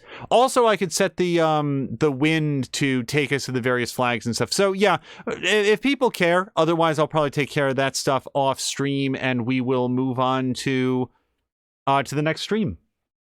Let's just take a quick look back through chat because I did want to see what people were saying. Sam Melander's voting for New Game Plus. That would be a ways down. Let's just take a quick look through. So, Tashir came in. Patikin was noting. Oh, hello to Marquack, who said nice. Yeah, thank you very much. It was very, very cool. Tashir came in, and hello to him. Patikin was noting that the end credits were loud, and it was fantastic. This was Patikin's game of the year for 2020, and he's played a lot of great games. Mia's saying she remembers me saying that Dead Space the other night, and thank you for repeating it, Sam Melander. Oh, yeah, Sam Melander's saying that Mia's not bad at games. Like, people give her grief. Yeah, no. That I very, very much agreed with that. Sorry, just trying to keep this going. Patikin says he thinks the fight against the Khan should be a full duel, not a half duel as it was. The second fight was like fighting normal Mongols that he didn't like as much. Still good, but not as nice as the duel. And then in Jedi Fallen Order, the final battle was a duel, and he loved it. I very much enjoyed the way that this was structured myself. I can see the desire to have it be a full duel. Like, I can understand that, but I very much enjoyed the way that this was because it allows Jin the freedom to really cut loose on everything he's learned in the way and do the triple strike, the ghost strike. I used ghost mode on Khotin Khan at one point, and that was great. I really enjoyed that. Running through so Ricardo found us during Fallen Order, which was awesome. Patikin says the credits music is great also. Yeah, we always I'll say this, that wasn't an issue with copyright. That was just like we always talk through the game and credits. Sam Melander wishes that Jin's choices weren't so clear. The story beats were very good. Also, Jin should have been allowed to submit to his uncle in the end. And I was really expecting that. I thought that was the way that it was going to go. What I don't know that I would have been as big a fan of is if there was a choice on whether or not to kill himself. Because as the player, I feel like it feels flippant for me to like say that he would do that. However, surrendering himself to his uncle, if that had been an option, I think that I would have chosen that because I think that that's what Jin would have done. He was saying, thank you for a wonderful playthrough full of fantastic commentary, clips, quotes, and reactions that I'm appreciated, sir.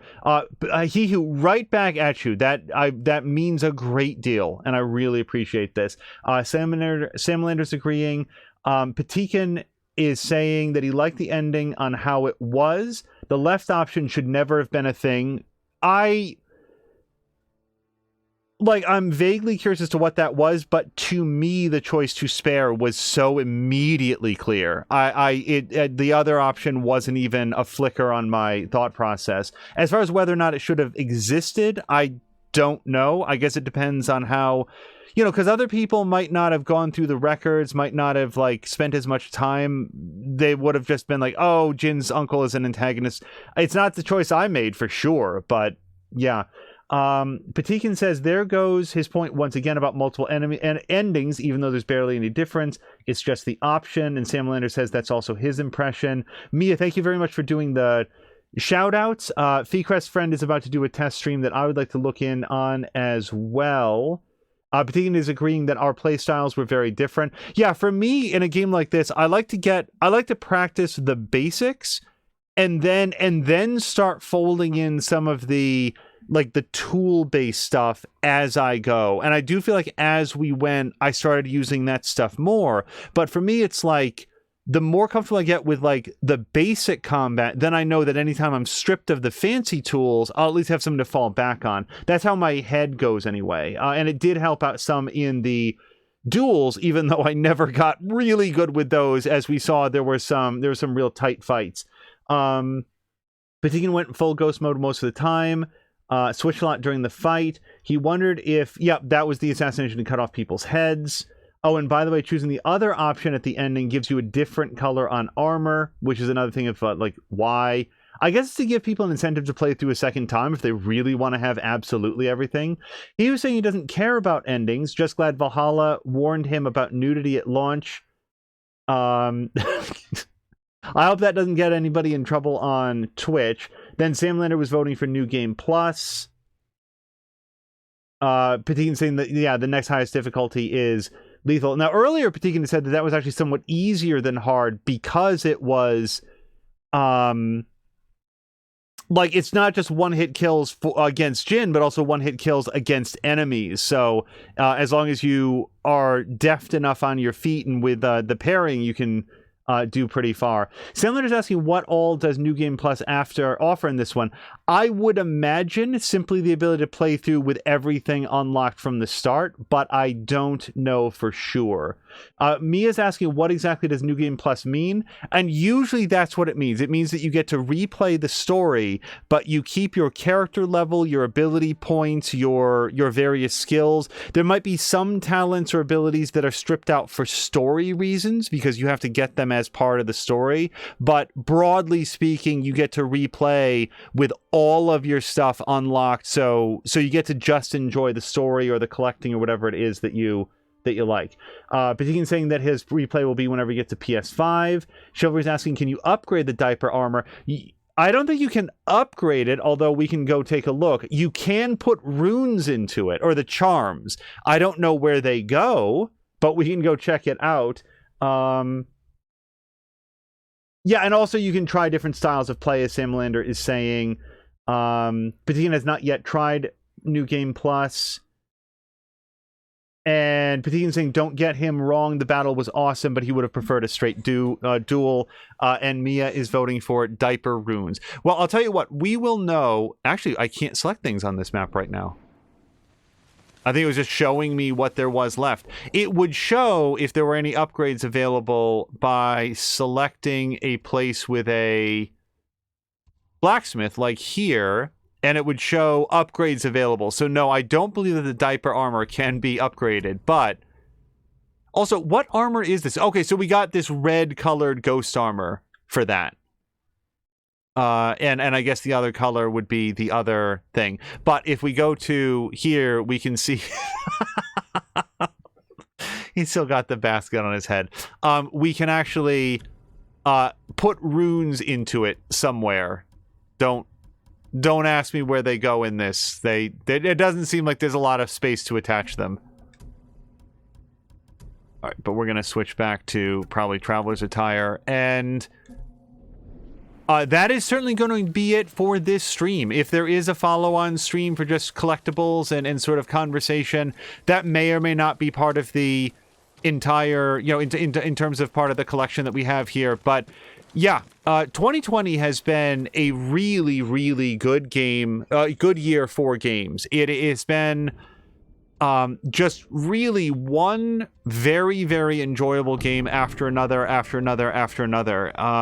have to really sit down and think which game that we played in 2020 would be like the least good one that we played, because I've enjoyed so many of what we played so much. However, this game, even in that sort of conversation about all the great games that we played in 2020, this game is easily in the top third. Like, it says a lot that the competition for games we played in 2020 is so steep, and yet this game made such a consistently positive impression, and I enjoyed it as much as I did.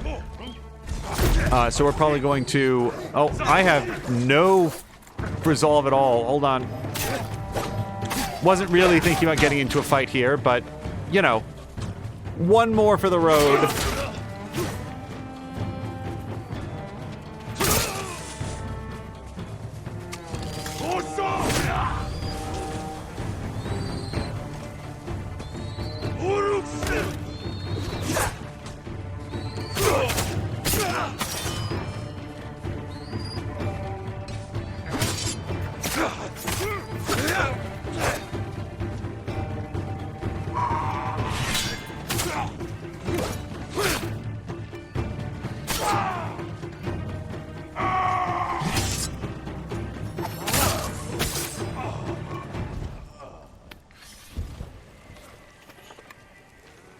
All right, yeah, I was sort of riding towards that next thing, but if we're going to get a bunch of fights on the way here, you know, I think we'll probably call it here. So that's going to do it. That is the end of Ghost of Tsushima. I thought it was going to carry us out to the end of the year. We do, in fact, have about 2 weeks left in the year, so it is possible that we'll squeeze in one more full playthrough. We're going to check that site we were talking about earlier, How Long to Beat, and see if there's anything in the library that has been sort of on our radar, something that we'd like to play and might fit into those couple of weeks, because we do have some vacation coming up. But that's going to be it. We're going to go ahead and look for somebody to raid and call it here. I want to thank all of you for joining us here.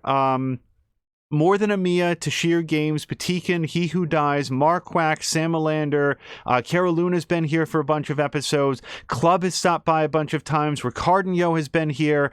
I'm going to forget all of the wonderful people that have stopped by and sort of hung out, chatted, enjoyed the game, and hopefully some fun conversation. So if I haven't said you in here, like Papalotko stopped by. We've had visits from folks like Drienne. Oh gosh, Drienne was in a lot of episodes. Ali Johns has stopped by. Marinda stopped by. You know, we've had so many people. Chivalry, yes, thank you, More Than a Mia. Chivalry tends to watch quietly, but he is here for so many of these episodes, and I wouldn't want to forget him.